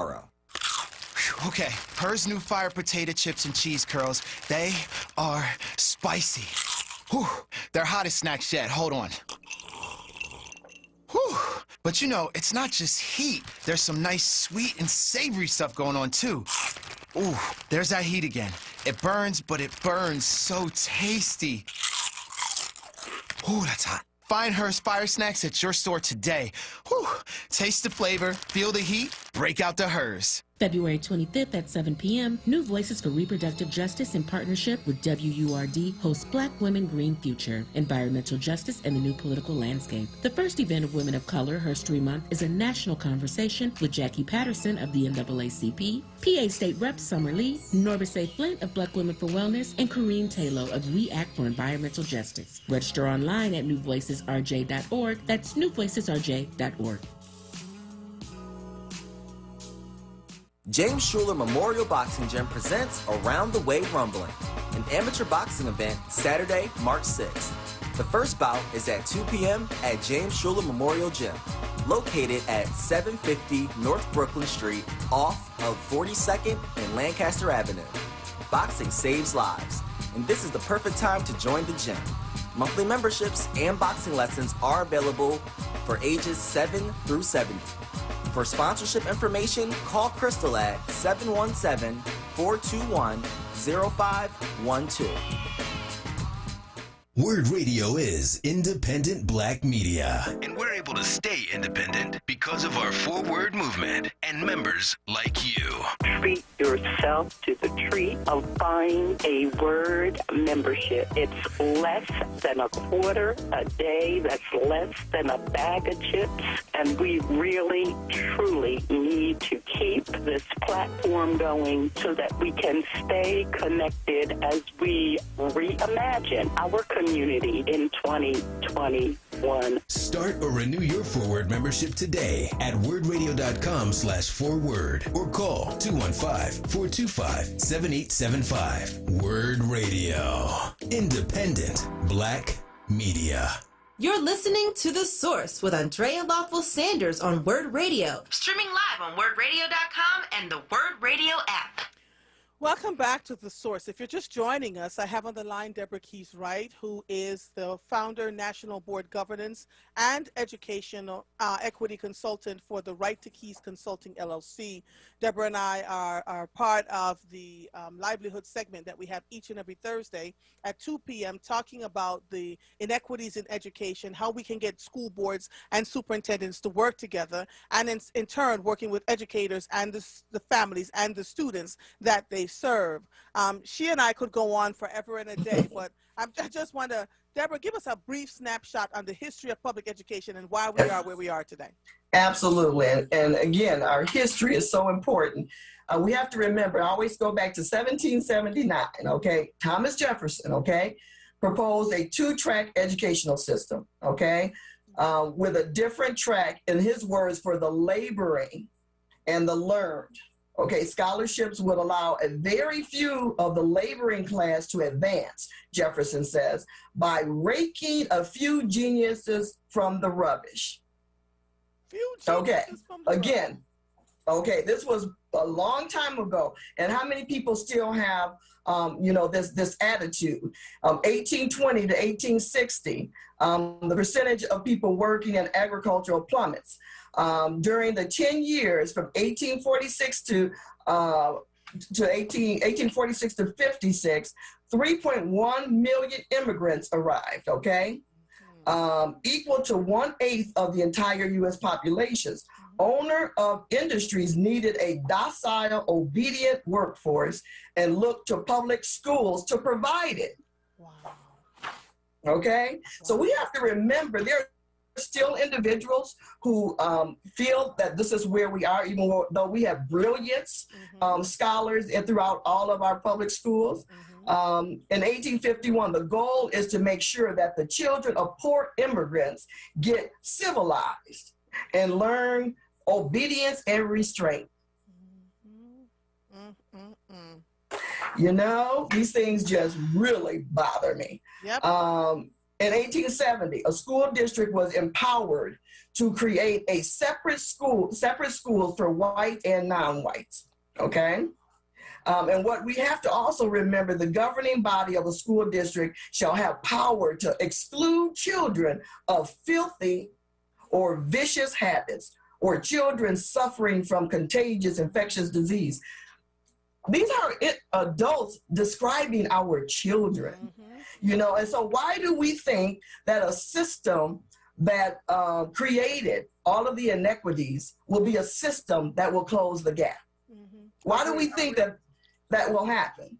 You know, and it won't. So until things are changed in a major way, legislatively, we have to make sure that our children are educated the way that they should be, because we know, here we are getting toward the end of Black History Month, which is Black History every day, because we live it every day.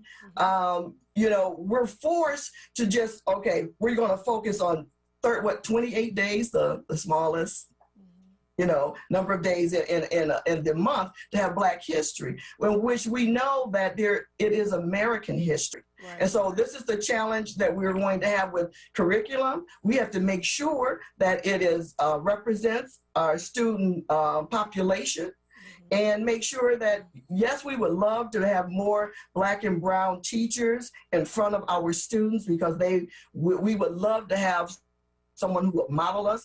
I, unfortunately, from kindergarten to college, I never had anyone who looked like me. Never, ever. And it's such, I believe, such a loss for me. So I'm trying to make up for it. Yeah. But, you know, there's a responsibility, again, for everyone to close these equity gaps. But first, you have to understand, what is equity? Because if you're usually in a room with, you know, I will ask board members and superintendents, if there's 9 in the room or 10, what does equity mean to you? I'll get 9 or 10 different definitions. And so again, you have to make sure you have a common understanding of what it is, because how are you going to build on how you're going to address inequities if you don't have an agreement on what the common language is going to be? Because again, you don't want to offend anyone who think, oh, you're taking from my kids, giving to those children. And I always say, who are those children? These are all children. Yeah. And so again, adults, we can oppress. And so we have to hold ourselves accountable as well, and not point fingers at everyone, but collectively, if everyone who touched the child's life would sit back and say, what can we do to work together for the good of these children, that will be the most impactful thing to do.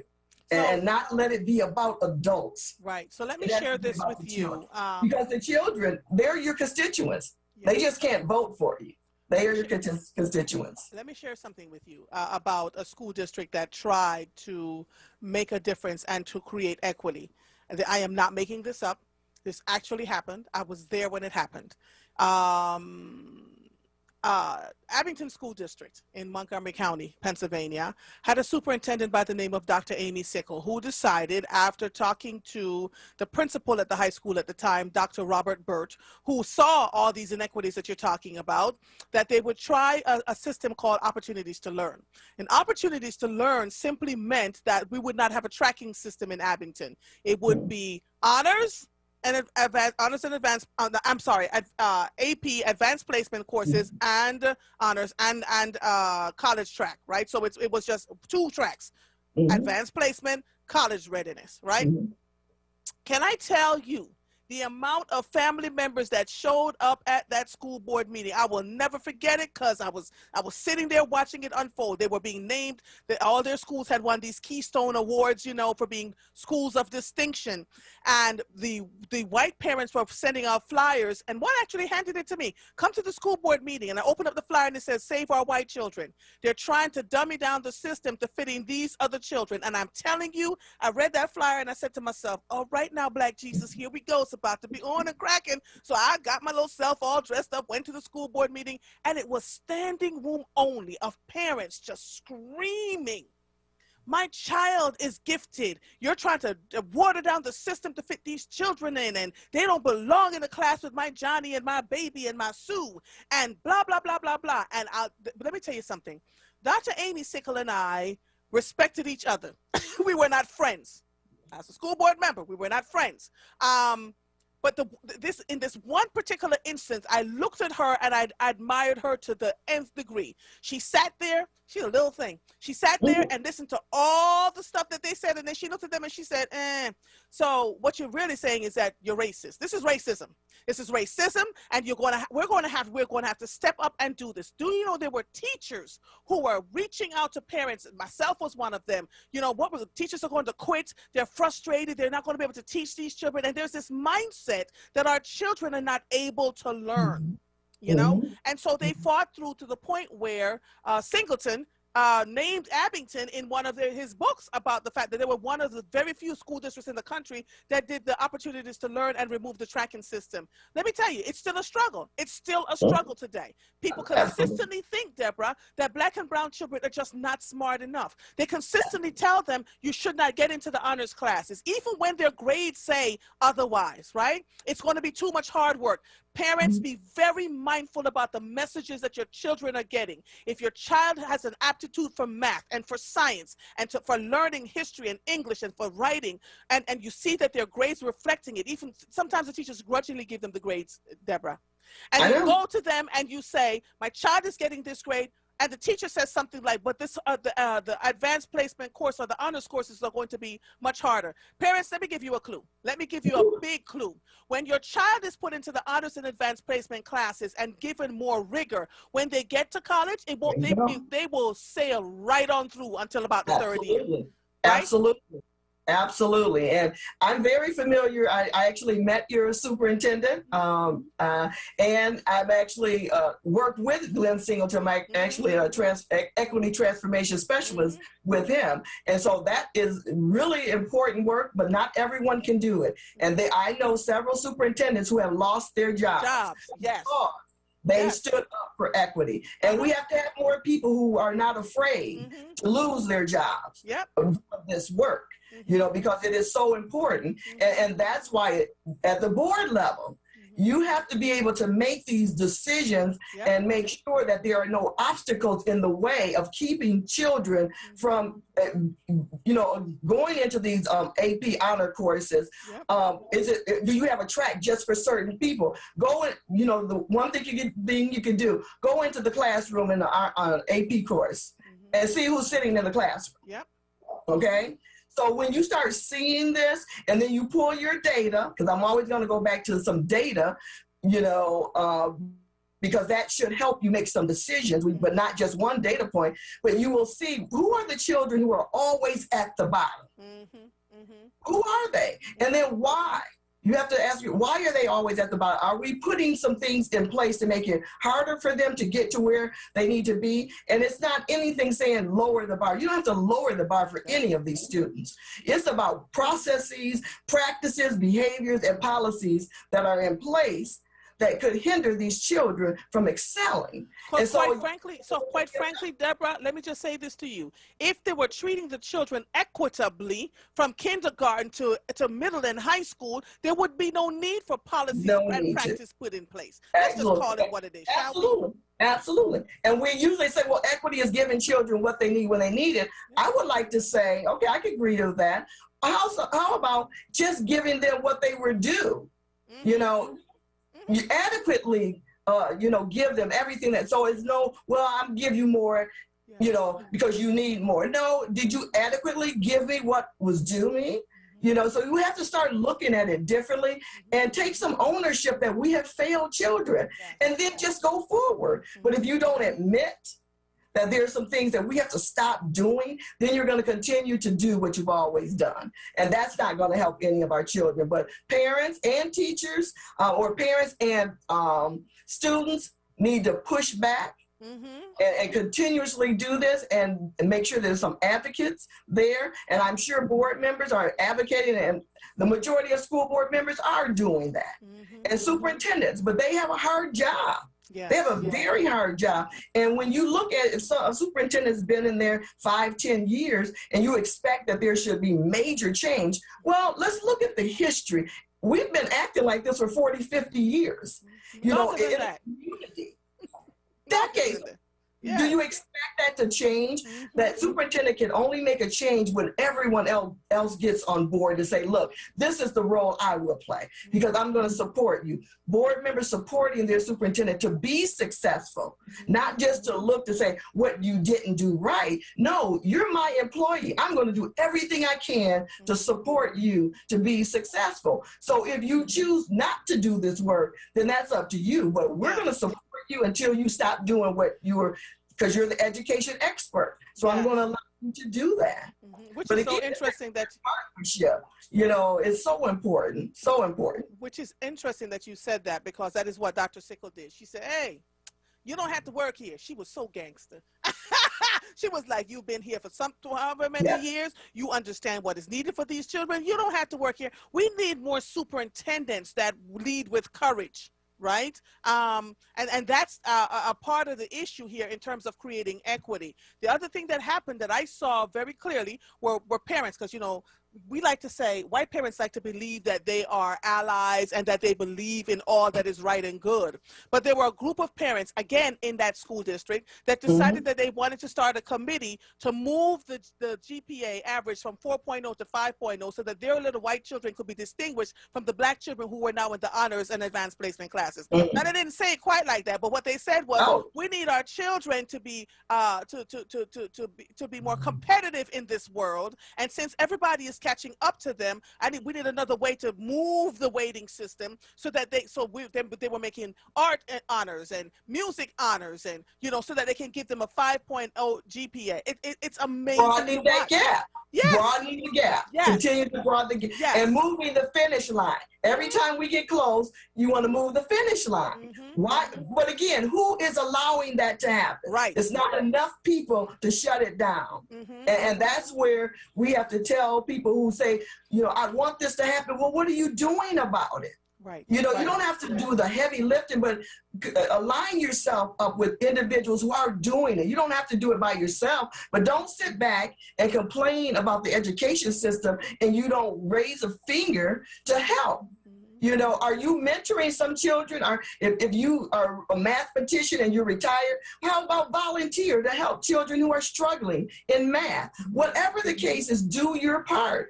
And again, if everyone will participate in developing students to the best of their ability, we'll be in a better place than where we are today.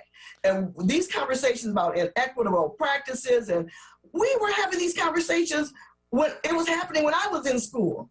40-some years ago. You know, why are we still talking about inequitable practices for Black and brown children? Why?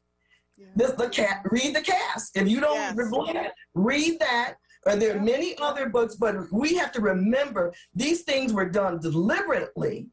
Deliberately to us, and brainwash will tell you just what brainwashed is. You believe it, and so you move accordingly. So you can tell when individuals are brainwashed because they just assimilate into it because they don't want to ruffle any type of feathers, and that's just not acceptable. Well, without courage, you can't lead with anything else clearly. Cast the Origins of Our Discontents by Isabel Wilkerson. I'm telling you, I'm stuck on page 74. Like, I am marking up this book because it's like a Bible. We have 2 minutes left. And so I just want to thank you. Every week we have these great conversations. I'm still waiting. I don't know who we're going to have next week, but I'm happy to have them because you keep bringing superintendents. And now that we're using our Zoom platform, we'll be able to see them and talk to them and engage them in a different way. But I thank you for standing in the fight, my sister, because I understand it, right? And I fully appreciate everything that you're doing for us in this livelihood segment so we can. Thank you. I appreciate being a part of the platform. Thank you so much. Okay. Thank you, my sister. You're welcome. Talk to you soon. Bye-bye. Bye-bye. Whoo, Father God, in the name of Black Jesus. Yes, I said it. Unapologetically, too.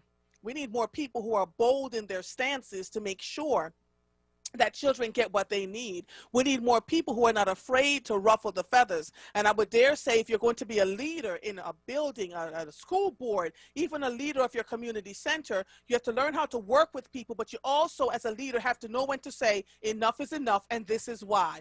We cannot, as leaders, be so worried about whether people like us so that we miss the mark and don't do what we're supposed to do.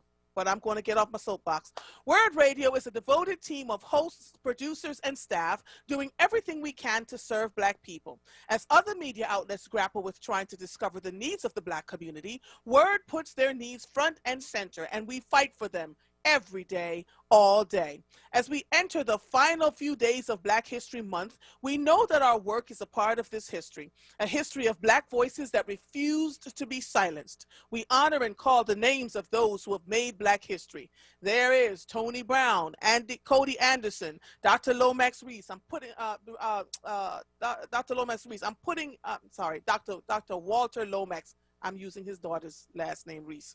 Dr. Walter Lomax, James Baldwin, Garrett Morgan, Elijah McCoy, Malcolm X, and the list goes on. But how are you making Black history? This is one of the most challenging times for us, and we need you to stand with us. For $90 a year, $1.73 per week, or 24 cents a day, you can take action. Let us know that what we do matters to you. Sign up today at wordradio.com/join now and type in the name of a person in Black history that you honor or the host that sent you and be heard.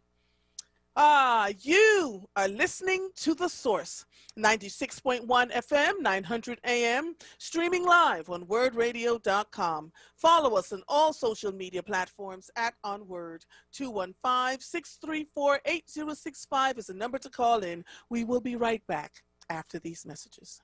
Did you know you can use LIHEAP to pay your PICO bill? Last year, PICO customers received almost $17 million in free LIHEAP support. This year, take advantage. This deal is first come, first served. Apply now. Call 800-34-HELP-4.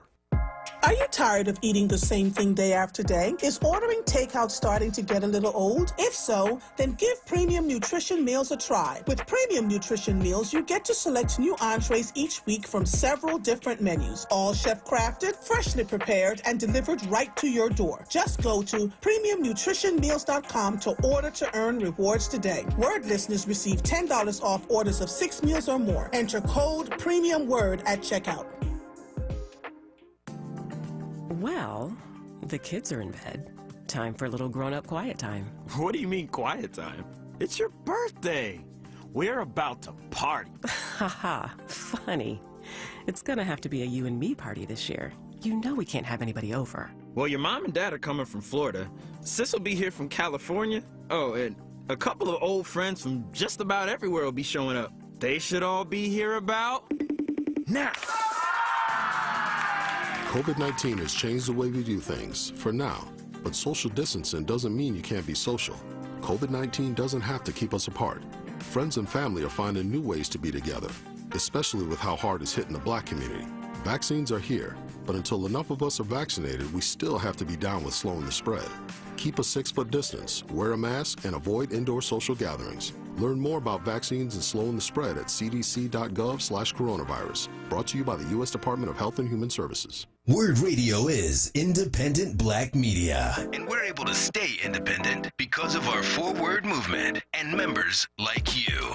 Treat yourself to the treat of buying a WURD membership. It's less than a quarter a day. That's less than a bag of chips. And we really, truly need to keep this platform going so that we can stay connected as we reimagine our community in 2021. Start or renew your 4WURD membership today at wordradio.com/4WURD or call 215-425-7875. WURD Radio. Independent Black media. You're listening to The Source with Andrea Lawful Sanders on WURD Radio. Streaming live on wordradio.com and the WURD Radio app. Welcome back to The Source. I'm taking these next few minutes before Council Member Curtis Jones call in to talk about this. I'm doing Black History highlights. because I just have to. Meet Barrington Irvin. This is from Travel North, the first black pilot to fly around the world solo, and he is a cutie patootie. Sometimes seeing someone who looks like you excel in a field you never even thought of can change your whole life path. That was the case for Jamaican-born, I'm just realizing that he was Jamaican-born, pilot Barrington Irving. In 2007, a fresh 23-year-old Barrington broke major barriers and borders in the travel industry as the first black and youngest pilot to fly solo around the world in a single-engine aircraft, all because he first saw another black man reach success as a commercial pilot. Barrington's family immigrated to Miami when he was 6 years old. He grew up in two of the area's roughest neighborhoods, and like many young black boys around his way, he initially only saw himself growing up to play football. Can we stop telling our black children that all they can do is play football and basketball? But we're going to talk about that another time. That was the realm of my possibility, Irvin told Travel North. As destiny would have it, Irvin randomly met a successful black pilot. It was not by accident. He was enamored by his fancy car and jewelry without knowing what he did for a living. The pilot noticed a curious young Irving staring and came up to talk to him.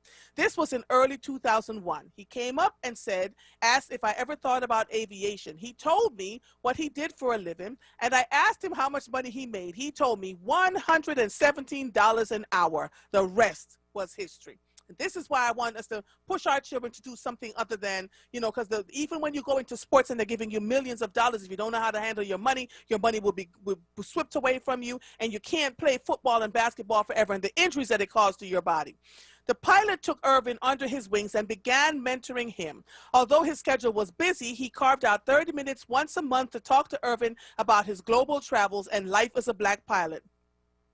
For 30 minutes each month, I saw the world through his words, Irvin shared. It changed my life. During his teenage years, he worked at the airport and trained with a computer flight simulator to build his aviation skills. He received several football scholarships in high school, but with the nudge of one of his teachers, Miss Baptiste, he decided to pursue aviation. Teachers matter. You got to encourage these children. Miss Baptiste helped him to get into the local community college, and he would later transfer to the HBCU, Florida Memorial University. And so it took 3.5 years of planning, he said. When I initially set out to accomplish my goal, I didn't know that I was the first black man to do so. I knew I was the youngest, but not the first black man. Oh, wow. Before taking his trip, he received rejections from sponsors. For over 2 years, he received rejections for sponsorship. Delay is not a denial. I've said this over and again. Being delayed from your thing is not a denial. He eventually received cash donations and aircraft parts from people around the community and crafted a plane, which he used on his historic adventure he named Inspiration. This is a black young man, y'all. Black young man. He said, I lost 30 pounds on that trip. I would fly between 10 and 14 hours straight each day. Some stops were shorter than others because I was in remote parts of the world with really nothing to do. He completed the journey on June 27, 2007. Once back on the ground, he remembers being exhausted but in awe of the number of children that followed his journey. It inspired him to go even further in helping to change and shape their current landscape.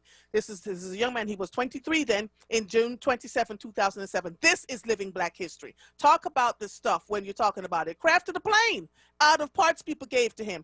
This is the brilliance of our people. And then this was sent to me. That I wanted to read to you. Meet 7 powerful black women fighting for health equity during the pandemic. This was written by GoodRx, Anna Gascon-Ivy. She writes and edits content for a wide range of online clients, and she holds a communication degree from Florida State University. I like to give shout out to the writers because I'm telling you, it makes all the difference in the world. We write, you get to see through our eyes. A black woman's vaccine research led to the development of a Moderna COVID-19 vaccine. Health equity is on the agenda for many black women in power. Black women are celebrating many firsts in 2021, including the first black female vice president. But COVID-19 has put a spotlight on many long-standing disparities that have resulted in black communities being disproportionately impacted by the pandemic. And while there is a lot of work to be done to address systemic issues, Many are stepping up to educate, increase access to care, and lead efforts to health equity. Here we celebrate 7 Black women who are fighting for equal access and treatment in healthcare. These doctors, CEO, and even the vice president herself are using their influence to help make a difference in the pandemic and beyond. So, Dr. Marcella Nunes-Smith. She is the chair of the COVID-19 Health Equity Task Force, and you already know, I'm just letting you know, Mother already put in her request to interview this woman, who President Joe Biden handpicked Dr. Marcella to head the administration's COVID-19 Health Equity Task Force. Her current focus is on educating communities of color about the COVID-19 vaccine, so I can't wait to talk to her. Dr. Kizzmekia Corbett is the lead scientist on Moderna vaccine team at the National Institute of Health.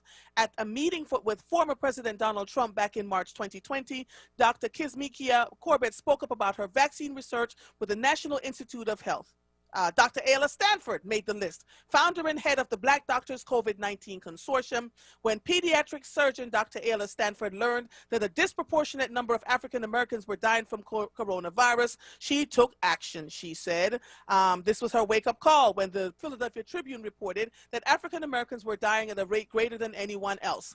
Dr. Uche Blackstock, emergency physician and founder of Advancing Health Equity. Dr. Uche Blackstock said that she started Advancing Health Equity with the goal of partnering with healthcare organizations to address a few of the critical factors that contribute to health inequity through speaking engagements, workshops, and consulting services. Dr. Oni Blackstock, primary care and HIV physician. As the former assistant commissioner of the New York City Health Department's Bureau of HIV Prevention and Control, Dr. Oni Blackstock oversaw New York City response to ending the HIV epidemic. When the coronavirus pandemic hit, she took on additional responsibilities, educating people with HIV on sexual health and COVID-19 and addressing racial inequities. This is so good. Walgreens' first Black female CEO to address health equity in her new role, Rosalind Brewer, is the new CEO of Walgreens Boots Alliance. Rosalind Brewer is currently the only Black female executive to lead a Fortune 500 company and the third Black female to lead a Fortune 500 company in history, but she is no stranger to holding top executive spots. Her resume boasts titles like Chief Operating Officer of Starbucks and CEO of Sam's Club. Kamala Harris, Vice President of the United States.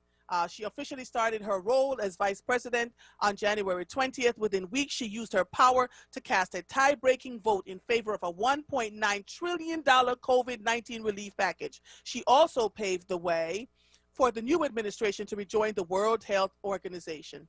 And so the bottom line is this: undoubtedly, there are many more Black women making strides in healthcare in their communities across the country. These 7 simply represent a few Black women who are changing healthcare, one patient, one consumer, one American at a time. I was glad to see that Dr. Ayla and Dr. Nunes made the list, both women that I am familiar with. And so, you know, as I'm going into break, I want to now read this part for you. This was written by the Philadelphia Inquirer.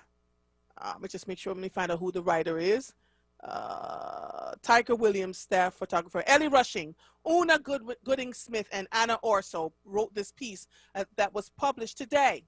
As the clock passed noon on Saturday and the once hours-long line of Philadelphians eager for the coronavirus vaccine dwindled to a few people, Ayla Stanford looked around the Leocora Center, overwhelmed with joy and exhaustion. We did it, the physician said to herself. Over 24 hours, Stanford and the group of healthcare providers at the Black Doctors COVID-19 Consortium vaccinated nearly 4,000 people on their own, surpassing the city's daily vaccination average this month of 3,500 first doses per day. And 3 out of 4 Philadelphians vaccinated at the city's first round-the-clock walk-up site were people of color, a particularly notable number in a city where 55% of the people who have received the vaccine are white, even though they just make up 40% of the residents. The end goal was for everybody in line to get vaccinated, and they did, said Stanford. From that perspective, I would call it a success, but room for improvement. And so She said the biggest setback was before they even opened. 1,500 people were already in line, some for hours as temperatures dipped below freezing. I was one of those people standing in line, but I've got to tell you, those people did not fuss and complain. And yeah, you could see it. They had umbrellas, blankets, and everything else. When we get Councilman Member Curtis Jones on the line, we're going to talk about safety in the city, and we're also going to talk about the fact that and I wrote this down because I just could not believe. I was listening to City Council this morning. 44% of color, Black people make up 44% of color in the city, yet they get less than 20% of the vaccine doses here. So we have a lot to talk about, but we'll be right back. You are listening to The Source, 96.1 FM, 900 AM, streaming live on WURDradio.com. Follow us on all social media platforms at onWURD. 215-634-8065 is the number to call in. We will be right back after these messages. Starts with a call. Pennsylvania's Substance Use Disorder Hotline is staffed by real people who are trained to help. They're here 24 hours a day, 7 days a week. They'll get you or your loved one into treatment regardless of your access to insurance. If you or someone you know is suffering from addiction, call 1-800-662-HELP. Recovery starts with a call. Paid for with Pennsylvania taxpayer dollars. Tune in on Thursday, February 25th at 7 p.m. when EcoWord will partner with New Voices for Reproductive Justice for a special live broadcast of Black Women, Green Future, Environmental Justice, and the New Political Landscape, co-hosted by Sincerely Sarita. Tune in Thursday, February 25th at 7 p.m. See you then. Brought to you by Comcast. Just one more step. You got this. You're doing great. This is the sound of a nationally ranked top rehabilitation hospital, home to the largest collection of robotics in the United States, where we continually exceed patient expectations, because no injury is too severe or too minor for our care. There you go. This is the sound of success. Moss Rehab. Challenge accepted. I'm Anthony McLaughlin. Been denied insurance? Call 888-307-0505. Life insurance, age 0 to 85, no examination needed. Homeowners insurance, any home, any condition, same-day coverage, 888-307-0505. Auto insurance, we can have you covered in 15 minutes. Business insurance, call 24 hours a day, 888-307-0505. I'm Anthony McLaughlin. When you need insurance, I can help. Solutions on Word. Hosted by Dwayne Royster and Amadi Braxton. Solutions on Word. Exploring solutions to national, state, and local issues through the lens of race and gender. Solutions on Word. Fridays 5 p.m. till 7 p.m. exclusively on WURD Radio, 96.1 FM and 900 AM WURD. Solutions is sponsored by Power Interfaith Movement, working towards life, liberty, and democracy for all. Want the latest in Word swag? Check out the shop tab on WURDradio.com. Hoodies, tees, and more in a variety of colors. The shop tab on WURDradio.com. Show the world that you're all about black. Talk media. Celebrating black history all day, every day.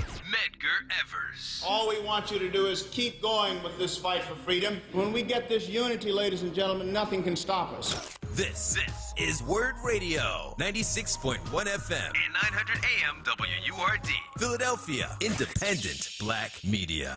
You're listening to The Source with Andrea Lawful Sanders on WURD Radio. Streaming live on WURDradio.com and the WURD Radio app.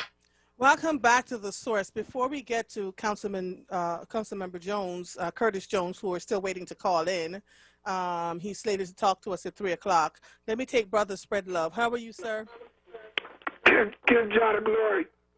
Mama Andrea, how are you today? I'm good. How are you, sir? Give God the glory as always. Thank you for your work and your show. Thanks for Brother Mike on the boards, always doing an amazing job. It's always our hearts are with everyone suffering, everyone incarcerated, and God bless everyone working to make it better. I'm going to keep it real brief. Of course, condolences for our brother, the great Cody Anderson. And, you know, Thursday gone, that King Uroy did pass on gone, said, well, you know. Yeah. Who? King Uroy. Oh, Uroy died? And pass the gun, third the gun, Mama, as I talk, you know? Okay. All right. And that I do pray. From WKDU, bless his heart, past Saturday. Yes. Same day as Cody, you know? Yeah, yeah. So, you know, just gathering our ancestors with the strong spirit. Yes, and so are we honoring them while they're here? So that they can push us forward. You know the lyric? Yes. But, Mama, one question first. I ain't never know say the man from yard. Him named Barrington Irvin. What do you mean? Oh, I did. You know what? I didn't even think about it. The name Barrington struck me that it could be a Jamaican name, but I didn't want to make any assumptions because they're Barringtons, and you're right. But you're right, though, brother. Spread love. The Jamaicans named their children Barrington. Barrington. But I didn't want to make any assumptions. I did not want to make an assumption. So I was pleasantly surprised to see that he was Jamaican, a 23-year-old Jamaican that flew around the world on a solo trip. I couldn't believe it. God bless, Mama. Yes, them type thing, yeah, for now, you know. Yes, sir. Also, Mama, 3 points real quick. 1, whenever you can, if you haven't done it already, I apologize if I missed it. Can you interview Empress Queen Sonia Sanchez on your show? Give her like 2 or 3 I hours. have interviewed her. Okay. I will do it again, though, just for you. Oh, that make me feel special. All right. So I'll make sure that I put it in my list. And especially, I interviewed her for Women's History Month last year. I'll do it again this month, okay? God bless Empress. We look forward. We want to make sure we have a way to honor and document the great works of our people while we can get it firsthand. All right. And also 2 more points real quick, Mama. God bless us when we can reach a day when we start thinking out and behaving and moving outside the box, particularly the system. If you ever get to check it, there's a book called Unconquered that was featured on WURD about a year or so ago. I forget the Empress name who wrote the book, but it talks about those of us who escaped the plantation and established our own societies successfully. All right? And all right. Thank you, my terms brother. I want to put forward for our people that I'd like to see us start implementing. One is due diligence. The next is vetting. I'll leave it at that. All right. Thank you, my brother. It's always good to hear from you. Give Jah the glory. All right. I live, Jah. One love. All right. Yes, sir. Yes, sir. All right. Talk to you soon. You know, you wouldn't believe that man is not Jamaican the way he he talks like a Jamaican, behaves like one. So funny. Calls Michael all the time. All right, so let me move on in because this conversation I've been looking forward to. We have a WURD listeners that call here just about every week. I haven't heard from him in a week and a half, so I hope he's not ill. But George and Maurice would always call and tell me that I need to talk to Council Member Curtis Jones. So his bio is Lord Jesus. The Honorable Curtis Jones Jr. represents the 4th District of Philadelphia, Pennsylvania, which includes Allegheny West, Belmont Village, East Falls, Manayunk, and Overbrook. Let me just go on. He's a champion for education, an ally for criminal justice, and a friend of the environment. And then they talk about some of his major pieces of legislation, the Philadelphia Homeroom Charter rule change to make the Mayor's Commission on African American Males a permanent department, amendments to the Philadelphia Ban the Box legislation, and that further restricts the ability of city agencies and private employers to probe an applicant's potential criminal background. He led the charge to enforce new public safety regulations for fire escapes, create the Philadelphia Mortgage Division Program, which prevented thousands of residents from losing their homes, along with a second moratorium on sheriff sales during the month of January 2011 to further protect, preserve, and defend the homes of Philadelphians. And he has collaborated with both District Attorney Seth Williams and former Mayor Michael Nutter on the witness intimidation law, which emphasizes the importance of eyewitness testimonies in the justice system. Lord have mercy. His bio is. Councilmember Jones, how are you? You made me sound old. Man, listen, I could be here for 25 minutes reading all the things that you have done, right? So I told the folks at the listening audience, I said, listen, if you all want to talk to Council Member Jones, I'm going to call him, and I'm going to talk to him the same way I talked to Commissioner Outlaw the other day. And essentially what they were saying was that you're the safety officer for the in City Council. Can you explain to people what the head of the safety officer department, what does that mean for you in City Council? So the city council divides its work by department. So the Public Safety Committee, which is representative of about 6 members, I'm the chair of the Public Safety Committee. Budget-wise, operational-wise, we review the following departments: the Philadelphia Police Department, the courts, the prisons, and the fire department. All of those come under the guise of public safety, keeping citizens safe. Now, quite frankly, based on the pandemic of gun violence, none of us are feeling really, really safe right now. And we keep fighting, and we keep trying to implement different things to try to suspend, to get rid of the epidemic of gun violence in the city of Philadelphia. So when you say you're the chair of public safety, I'm responsible for police budget, I'm responsible for courts budget, I'm responsible for prison budget. Okay. So you really want, So I just want people to be very, very clear, because when they call and they talk about the fact that you are head of public safety, it almost seems like they want you to be able to fix the ills, you know, and you have some responsibility as a council member. I get that. But what you're talking about, the fact that you're really in charge of the budgets of these departments, what pieces have you put in place to try and stave the violence in this city? As the chair of this department, of this committee, and as a sitting city council member. So we just got off a press conference with the commissioner of police and the Father's Day Rally Committee, Bilal Qayyum, along to do the 3rd of 4 this year gun buyback. And what we do is we put together gift cards, $100 a piece, for people to turn in guns. So, does that take that 9mm handgun out of the waistband of the boy that's getting ready to shoot? No. But if grandma finds that gun under the bed and doesn't know what to do with it, and is afraid for her and her grandson's life, she can turn it in at these kind of opportunities. No questions asked. You're not coming for her grandson. Get it out the house. And we've thus far this year received over 200 plus guns that way. But that's one thing. The second thing we're going to do is, all right, and this is deep. We're doing a 100 shooter review. So we want to look at the last 100 people who pulled the trigger and say, why the heck did you do it? How did you wind up at that crime scene? And the second part of it is, how did that gun that was used wound up at that crime scene? Was it stolen? Was it a ghost gun put together in parts by the mail? Was a straw purchase used where a girlfriend may have bought a boyfriend a gun and he used it in a crime? How did the gun get to the crime scene? And then the third question we're asking is, this isn't your first time at the rodeo. That you have shot or have been shot or you have been a part of a crime before. How did you get to the point where not once, not twice, but 3 times you out here proving your danger? So we're doing that in a coalition way that has been unseen. We got the district attorney, we got the Defenders Association, we got the police commissioner, we got the mayor's office, all sitting at the table, and none of them are pointing fingers at each other talking about it's your fault. We're saying, where is the loophole? Where is the problem? Let's tighten this up. And this is the first time in my tenure that I've ever seen this many departments work together.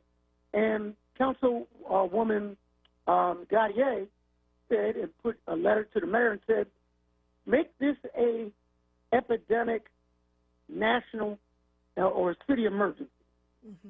And she's absolutely right. Yes, we're responding correctly to the pandemic because it's a health emergency. More African-American men are dying of lead poisoning in the city of Philadelphia than COVID ever could. So we want to raise it to an emergency level. So what does that mean? That you don't sit around talking about the environment and how green the grass and sky is. What resources through these budgets can we bring to bear to change the paradigm, to move things in the right direction? How do we get more cameras on the street? How do we get more boots on the ground? How do we deal with the issue of poverty? We're the poorest big city in the city of Philadelphia, and the best way to stop gun violence is to give a kid a job. That is proven fact. I've never met a stick-up man that made 50 grand at a job. I just haven't. And so we want to take a look at not just one aspect of it. Yeah, the gun buyback Saturday, Mount Carmel Church is important.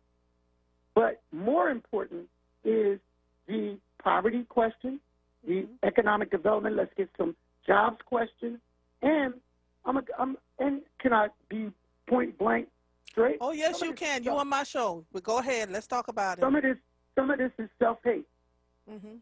Say more about that, please. How does a kid get up in the morning, go look in the mirror, brush those waves down with that brush, throw on a fresh white tee, put his new jeans and sneakers on, and then put a 9mm handgun in his waistband, walk out the door, doesn't leave more than 10 blocks within his neighborhood, find someone that looks exactly like him, shoots him, and tries to kill him. So when you look in the mirror, that's who you're looking at. Right. So, but for those of us who have been in this system and in the work, just doing this work for the last 3 decades and seeing the trauma that is inflicted upon these young minds, by the time they get to that point, they don't even see the person that looks like them. They see get or be gotten, right? So let me I'm gonna pivot a little bit because I want to talk about the incident at Broad and Olney. Let's talk about that. How many cameras are out there? Because we're talking about cameras. Do you have, what's the line item for cameras there? And do you have drones with cameras attached to them and not just cameras sitting on the poles all around? Interesting. Now that is interesting. We have 3,000 cameras in the city of Philadelphia. You start throwing in SEPTA, PHA, some of the universities, more than that. All right? But I've never thought about, and I will say where I got the idea from, using drones in hot spot areas. Oh my gosh! Do you know how much things they could catch a drone camera? No, I do now. You know, yes. You're right. You're absolutely right. And we want to take a look at utilizing technology because these young boys and young girls, they're killing the technology, and they know how to communicate and not be caught. And we're monitoring their Twitter accounts and Facebook accounts. Okay. And they're not afraid of being seen on the camera. We've looked at, have you ever been to the Real-Time Crime Center at, I think it's on Oregon? You have. So you can see all of those cameras and where they're strategically located around the city. You can see some of these young cats look up at it, knowing it's there, and don't care. So if we can see their faces, how come we're not solving more of the crimes? So that's a good question too. So in many cases we have solved crimes through identification of suspects based on. So if you look at Zamar Jones on Simpson Street, there was a shootout maybe now a year ago where he was accidentally hit playing on his porch with toys. These older guys shooting at each other missed and hit him. We were able to capture the suspect because of the images captured on the cameras. But what we have yet to do is be able to utilize them in a way where we hit critical mass and stop it.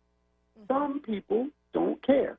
And what is concerning, and everybody listening right now, I'm going to give you something that you should be concerned about. Our closure rate on homicide is only like 15%. So what does that mean?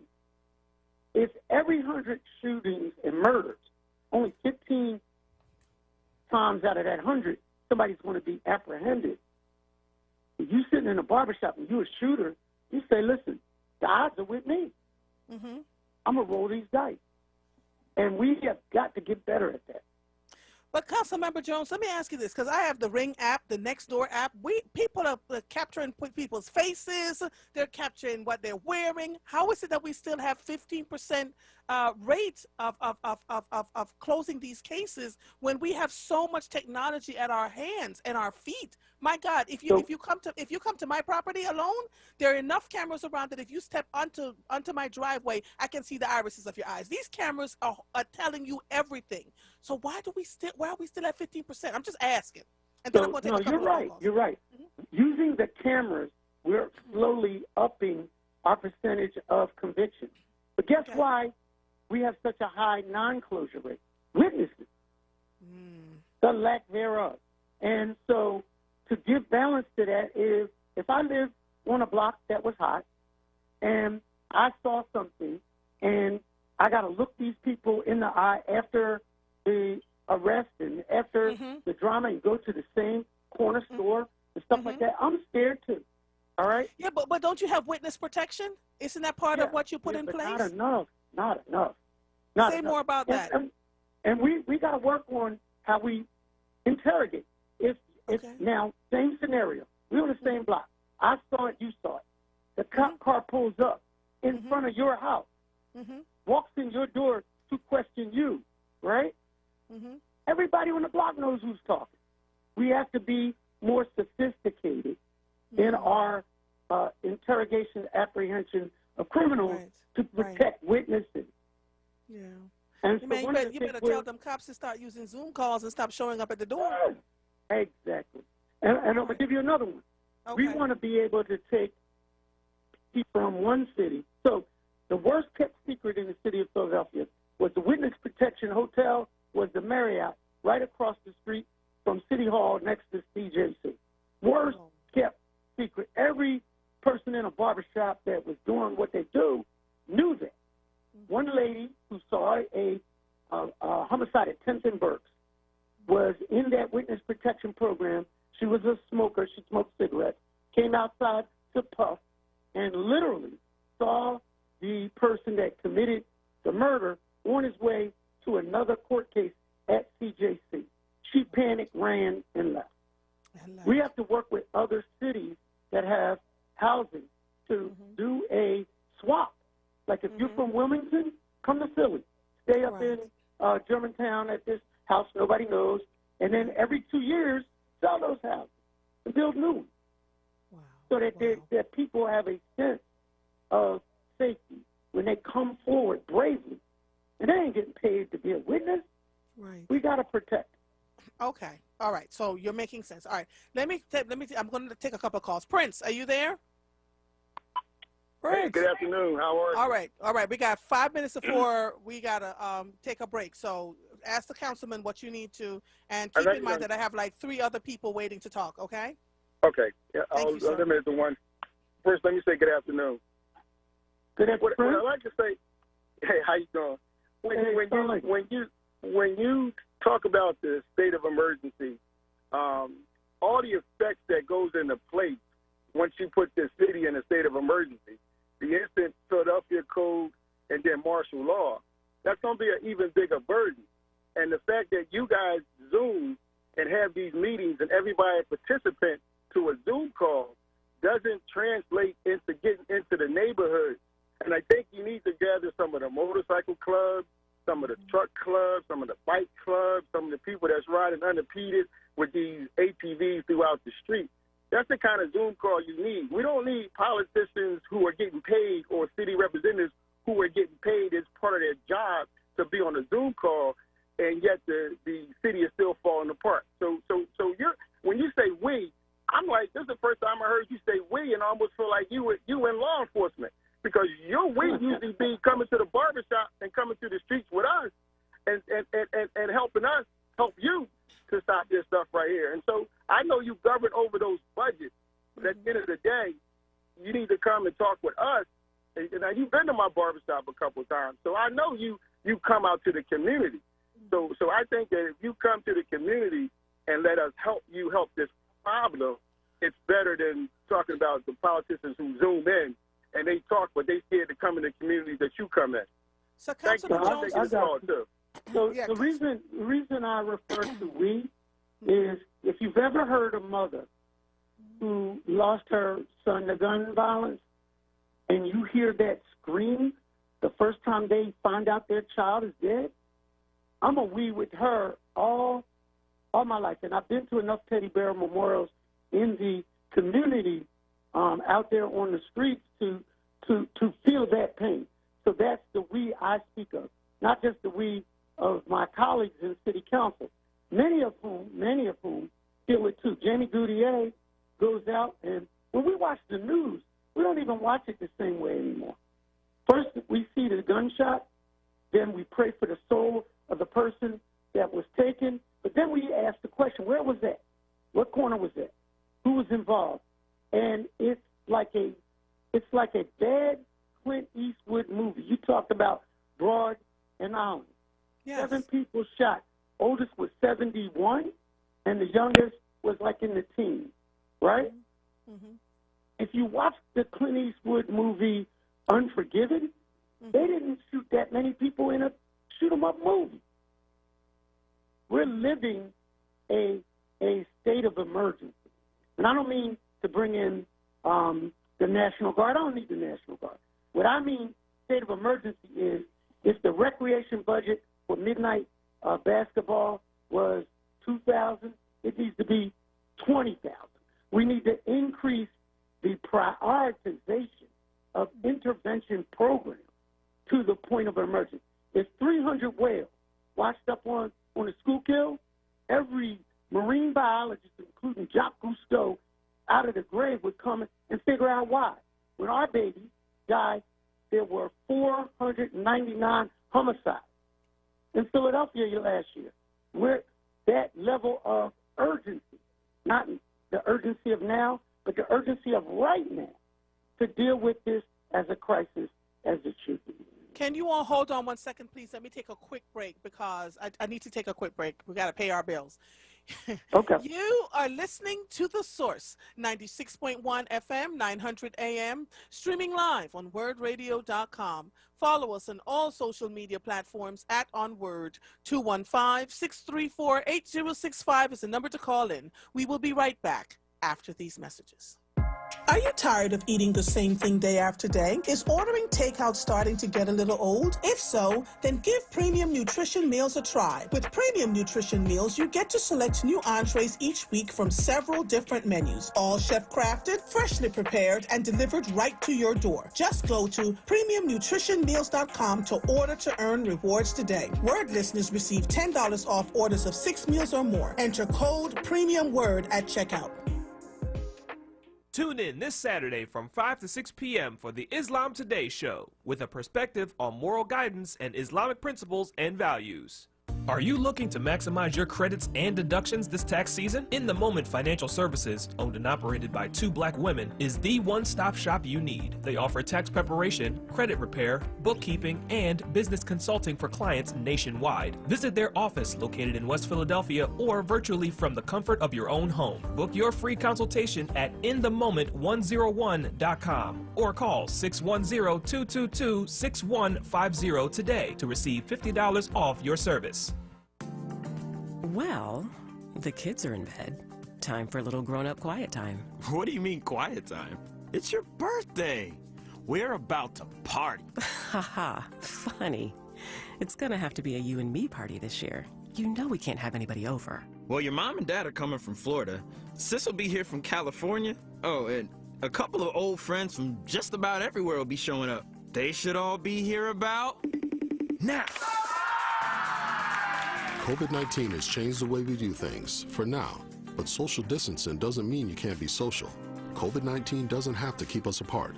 Friends and family are finding new ways to be together, especially with how hard it's hitting the black community. Vaccines are here, but until enough of us are vaccinated, we still have to be down with slowing the spread. Keep a 6-foot distance, wear a mask, and avoid indoor social gatherings. Learn more about vaccines and slowing the spread at cdc.gov/coronavirus. Brought to you by the U.S. Department of Health and Human Services. Clark Roofing salutes Black History Month with over 30 years of quality roofing experience, providing exceptional customer service, honesty, and professionalism. For service, call 215-365-ROOF. That's 215-365-7663. You're listening to The Source with Andrea Lawful Sanders on WURD Radio. Streaming live on WURDradio.com and the WURD Radio app. Welcome back to The Source. If you're just joining us, I have Councilmember Curtis Jones on the line with me talking about gun violence in the city of Philadelphia and the fact that he is the chair of the safety committee on city council. And so Prince is on the line. Prince, I'm going to give you 1 more minute, sir, because we've got to get Councilman Jones off the line, Councilmember Jones off the line. I only promised until 3:30, and I've got my other callers calling in, and I got to get to the other callers too. So what else do you have left for us, sir? Prince, you done left me? Prince? Councilmember Jones, are you still there? Yeah, I'm here. All right, so here's what I'd like to do, because I think we don't have enough time to like delve into, we're talking about the cameras, we're talking about drones, we're talking about, witness protection. We're talking about so much that is going on in the city. And it's quite evident, sir, that so much has to happen. We have to pull so much together to get what needs to happen for our people. I'm going to ask you one more question, and then I have to get to the other thing. And I have to ask you this. The Philly Fighting COVID debacle. Can you tell us, sister, what's going on there, and why is nobody held accountable yet for that, if you can? Well, I mean, when you have, you want me to answer it, keeping it 100. It's a lens of unfair health pattern, where a kid who's 23 from Drexel, without any history, pops up and says, "I can do it," versus the black doctors who are degreed, who have stake in the game. They were doing COVID testing when there was no money, right? And had to hustle for lunch money for the doctors that were providing the test. So it's racist. So what are we doing? What is City Council doing to hold the folks? Because Farley is still there. You know how you keeping it 100? I'm keeping it 100. I can't do it. I had Dr. Farley on once. I will not do it again. I find him to be tone deaf in the way he deals with black and brown people. And even a couple of days ago, they were talking about bringing vaccination clinics in the poorer neighborhoods, but they would only be able to do 3,000 vaccines a week with so many thousands of people in this city for black and brown folks. Dr. Ayla and group are still outpacing them. So how do we hold these folks accountable, sir? How does City Council hold them accountable? Or do I need to come down there? So here's what. So what we do when the cameras are on is one thing. Mm-hmm. It's more important what we do when they're not. Council President Darrell Clark has been holding the health department and the mayor accountable for these kinds of, not so much, if you're going to press charges on these other guys, that's fine. But what are you going to do going forward to vaccinate our people? And there is a plan, and it is multifaceted. It's led by the black doctors who have had to close their portal because they've got so much demand, and they're trying to process the requests that they have. But you're going to see rollouts of mobile units in neighborhoods, in churches, in parking lots, in projects, in public housing, so that they really get out there. And I have had privy to that plan.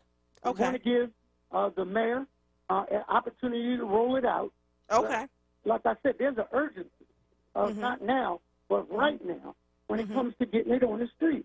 And I think within the next week or two, you're going to see that roll out in a meaningful way that addresses the demand in my neighborhood. Okay. All right. So I'm going to say, let me ask you this. Is it possible to have you come back in the next week or so we can have a more in-depth conversation? So, okay. All right. Yes. I am not a perfect servant. Yes. I'm a public servant. Yes. And whenever you want to hold me, accountable, or at least ask the questions, I'm all for that. Because even if we don't agree, you at least understand me. Right. Before one more thing, I forgot about this, and there's a young mother. There's a young mother, a mother that called about her baby that was working for McDonald's at Chop for some amount of years, almost 20 years, and the McDonald's closed, and she's been trying to reach you. Can you see who that woman is and make sure that you can help her? Are you going to give me a number? Yes, I'm going to get it to you. I'm going to get it to you, but I'm not doing it here on the air. So let me just get that information to you so you can help that young lady, okay? Yeah, I would love. All right. Thank you so much, sir. You have a good one. Thank you for having me. Oh, you're welcome. All right. Bye-bye. George, I'm going to take you quickly before I have to go to my next guest. And the rest of you, do not hang up. Hold on. George. Yes. How are you, Andrea? And being as though I'm his therapist, I mean, I know the counseling better than most people, and I would have liked to ask him some questions that would have clarified. So that's all. So we're going to bring him back. I'm going to bring him back because we only had a short period of time. We're always bringing these people back. I mean, the police commissioner, you're going to bring him back. Curtis Jones, you're going to bring him back. I mean, either they get it while they're here. Curtis ain't got nowhere to go. He could have stayed till 6 o'clock. Yeah, but I have a certain amount of. But George, I only have a certain amount of time to be on the air. So come on now, work with mother. You know, I only have a certain amount of time to be on the air, so I have to pull them in where I can. So I'm going to bring him back where we have a longer time where you all can call in and ask the questions. Because you see, I had a ton of my own, right? The camera. I understand. He calling me now. I mean, he knows he's going to get reamed out. George. It ain't like no guesswork. He know he's going to get reamed out because all that stuff he's saying, he knows like how to straighten all that gun violence out. That's typical City Hall conversation. Foolishness to tell the public a bunch of BS and they go for it. Period. So then what? So disrespectful to tell people that stuff. We're gonna have a gun down. Man, stop that, Kurt. Get the problem solved. Get those fools together that you know that you got to get together. Take them where they gotta go as men. Sit down and squash their differences. Stop acting like a bunch of schoolyard kids. He can do it, but he won't. Ask him why he won't do it. Okay. All right. Ask him why. They won't listen. First of all, the mayor ain't listen to none of them, okay? He care less what they say and do. He tell them real quick. So you're saying the mayor doesn't listen to city council members? Is that what you're saying to me? Why should he? He the one that he control the purse string. Okay. Whose food you eat is whose song you sing. I mean, at the end of the day, you got to go to the mayor's boss if you want something.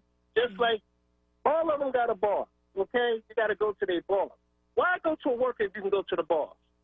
If somebody got a problem with you, they'll either come to you, and if you ain't resolved, they go to your boss, right? Okay, that's all I gotta say. Stop going to the workers. Go to their boss. Period. Okay. All right, George. I miss hearing your voice. I do. I really miss talking to you.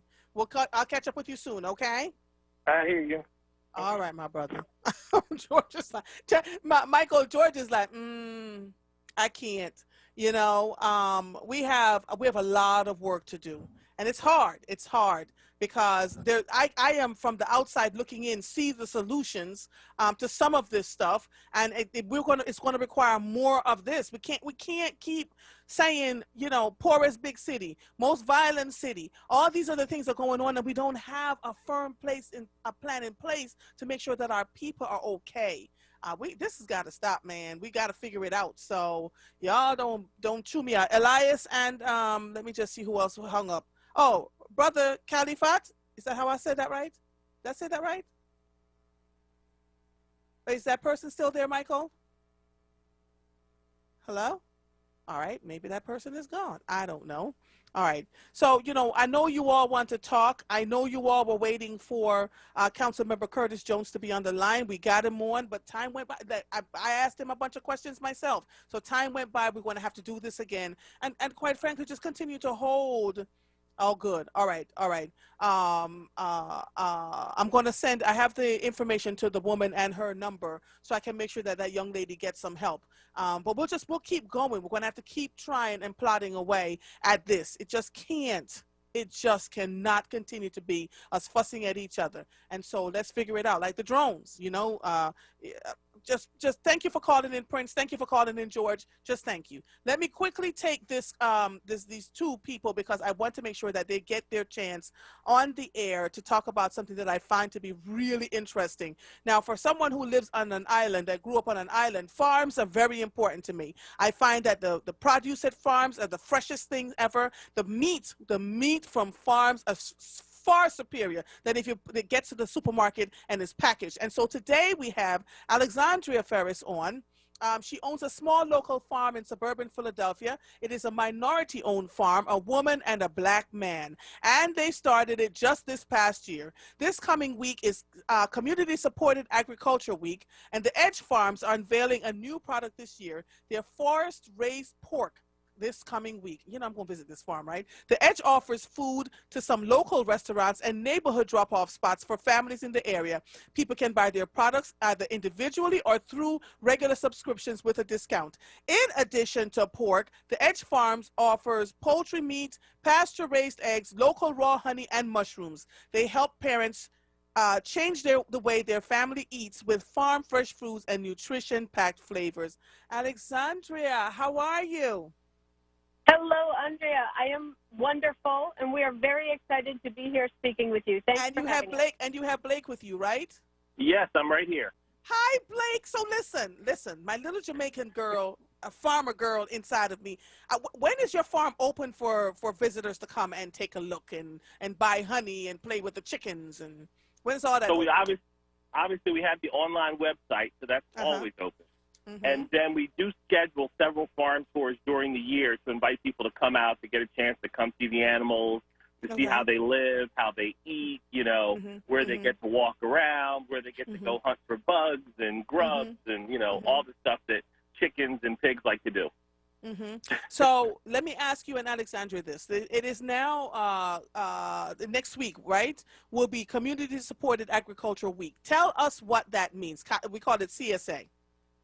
Yes, so this week is, the end of February is the week when most people who purchase subscriptions from farms, whether it is a weekly share of vegetables or whether it's a weekly dozen of eggs or other subscriptions, this is a national event, and this week is the week that it mostly happens. It's the last week in February, and it's being celebrated by farmers all across the country.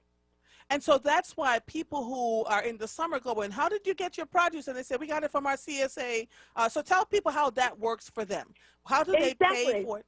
Yes, it's actually designed to be a shared risk sort of program where, you know, if you think about a farmer who needs to plant crops or needs to buy chicken food in advance so that the chickens keep on laying their eggs, they often need money in the beginning of the season, but if they're growing vegetables, they don't have any carrots to pull out of the ground until later in the year.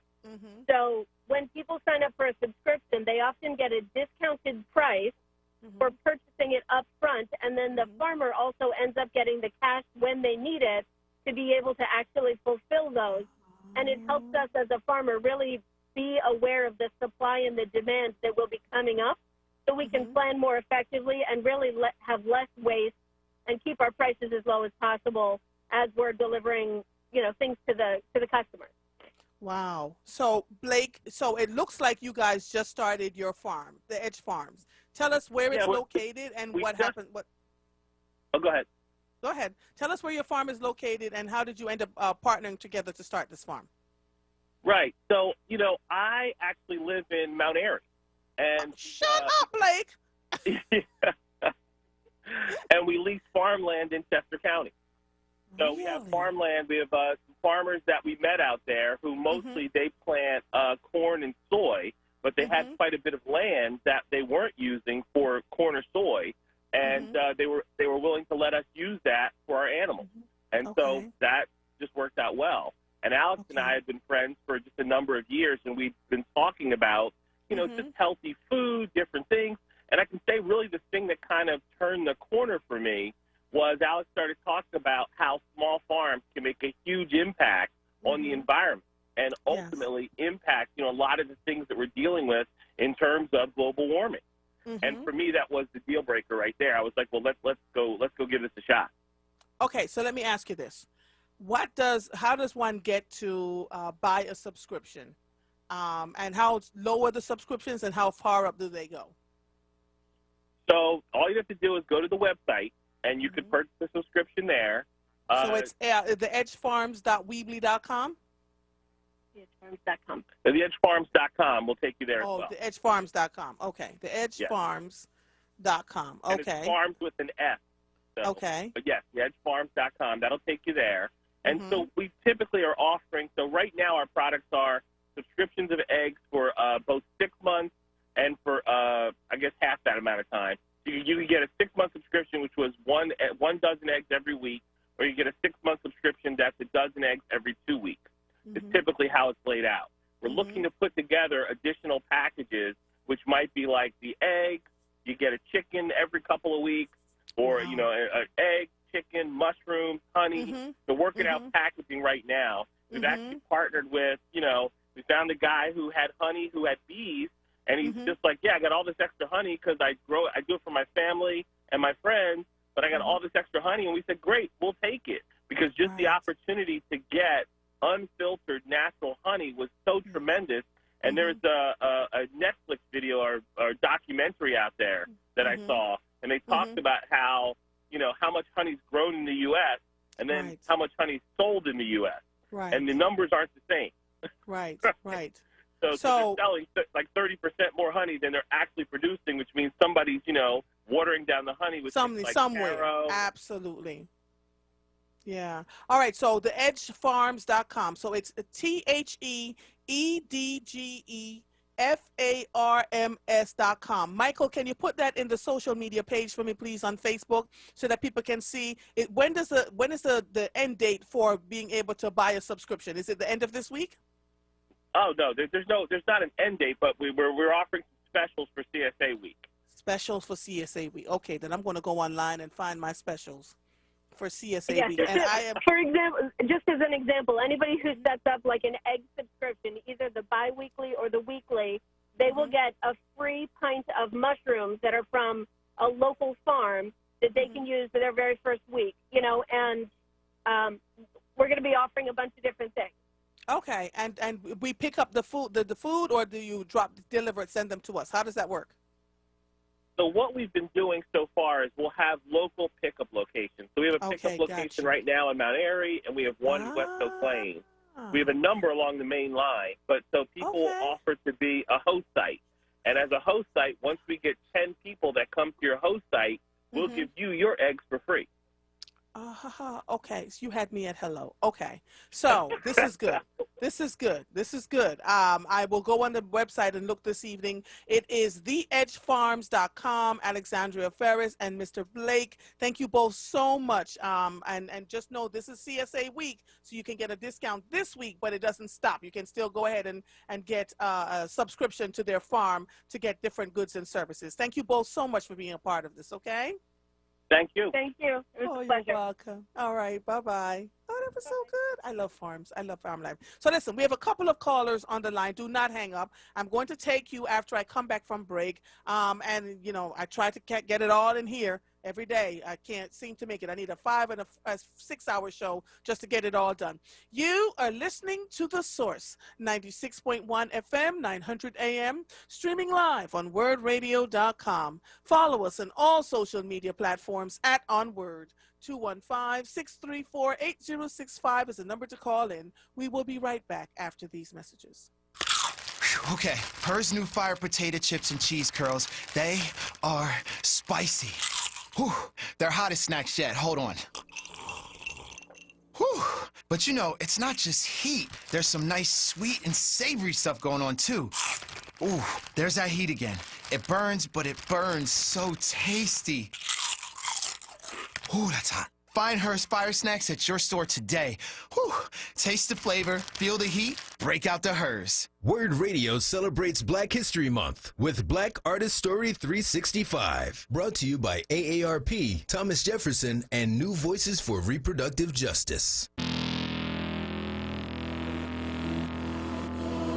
Welcome to Black Artist Story 365. My name is Envy McKee. Get into this episode where we explore the art and artistry of Trinidadian American, Tony Award-winning actor, voice actor, singer, dancer, composer, choreographer, costume designer, visual artist, and director, Jeffrey Holder.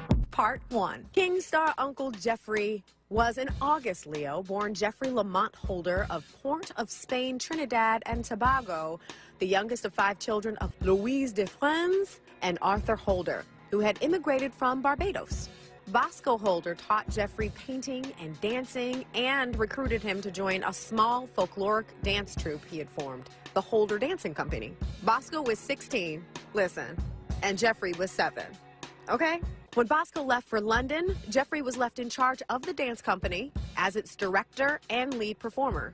Soon after arriving in Brooklyn, he joined the Catherine Dunham's dance school, where he taught folkloric forms for 2 years. From 1955 to 1956, he performed with the Metropolitan Opera Ballet as a principal dancer. He left the ballet to make his Broadway debut in the Harold Arlen and Truman Capote musical, House of Flowers.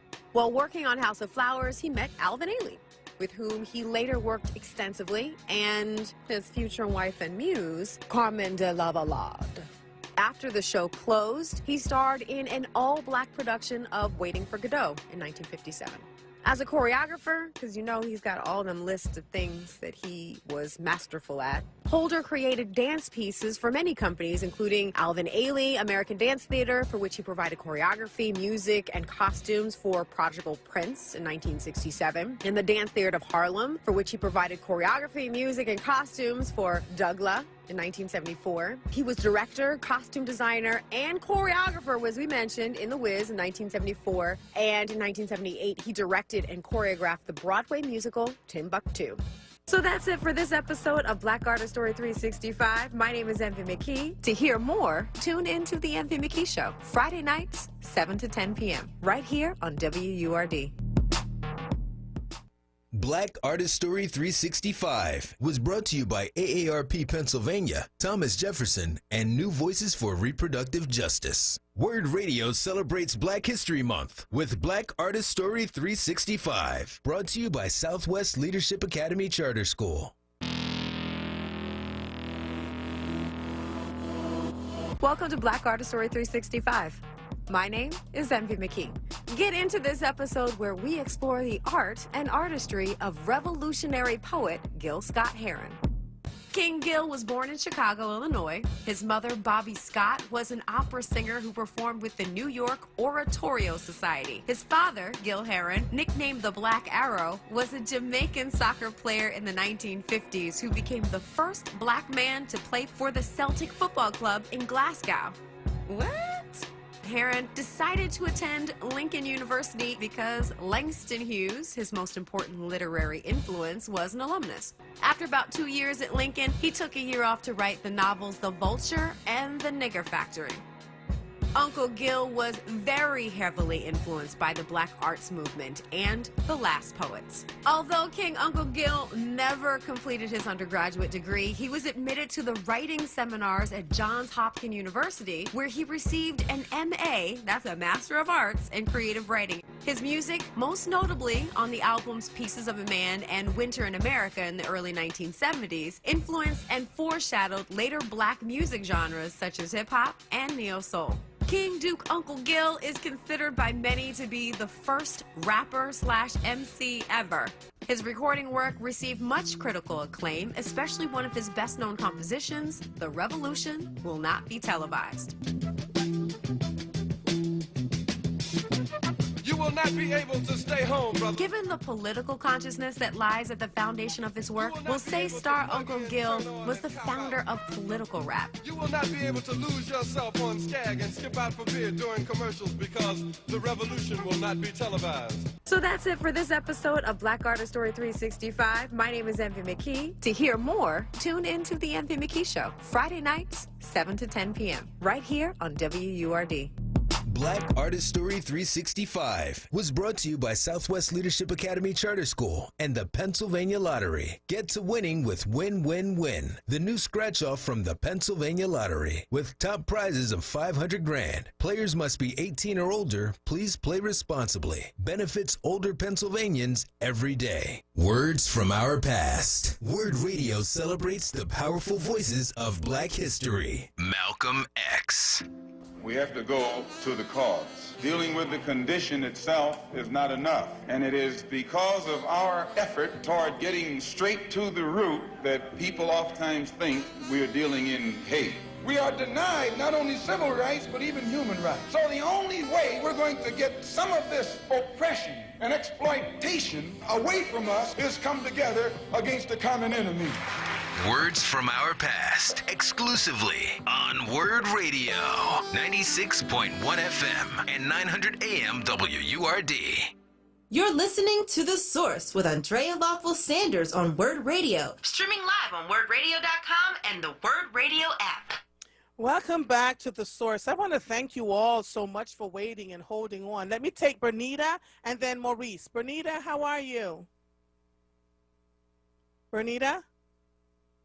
I listen to your show every day during the course of the week. I just wanted to make a couple of points as I was listening to Curtis Jones, and I'm going to not call his name because I like to talk about things as positions and not so much as personalities. But I didn't think he answered your question when you asked about the number of cameras that was at Jordan Island and so forth. He, unfortunately, he went into an answer in reference to their 3,000 cameras throughout the city, but he never specifically answered your question as to how many cameras are at Gordon Island and then whether they're functioning and how do they work. And he didn't go into a lot of detail in reference to what occurred at Gordon Island. And I see a lot of those type of things as scapegoating or skating around the question and not giving specific information. And then also, I listened, as I said before, and I think it's the district attorney, Kravitz. I may have it incorrect. Something that shows, on a weekly basis, he actually comes on, and he had said that the solving rate of murders within the city of Philadelphia on a good day was only 2%. 2 out of every 10 is solved. And now with the pandemic going on and the murders up to close to 500 is down to 1%. So if I am a murderer and I figure I have 90% of chances of not getting caught, then what's to stop me from going out and just shooting whoever I please? Because my chances of getting caught is practically nil. So I think in reference to Curtis Jones, or the person that was speaking, said a lot of things in reference to we're going to do, but no specific information about what we are doing or what we did and so forth. And then this is to be resolved. This situation is to be resolved. We need some specific answers and nothing about what you're going to do 6 months from now, but what you're going to do today that's going to bring about some results. So, Ms. Bernita, thank you so much. I appreciate you, okay?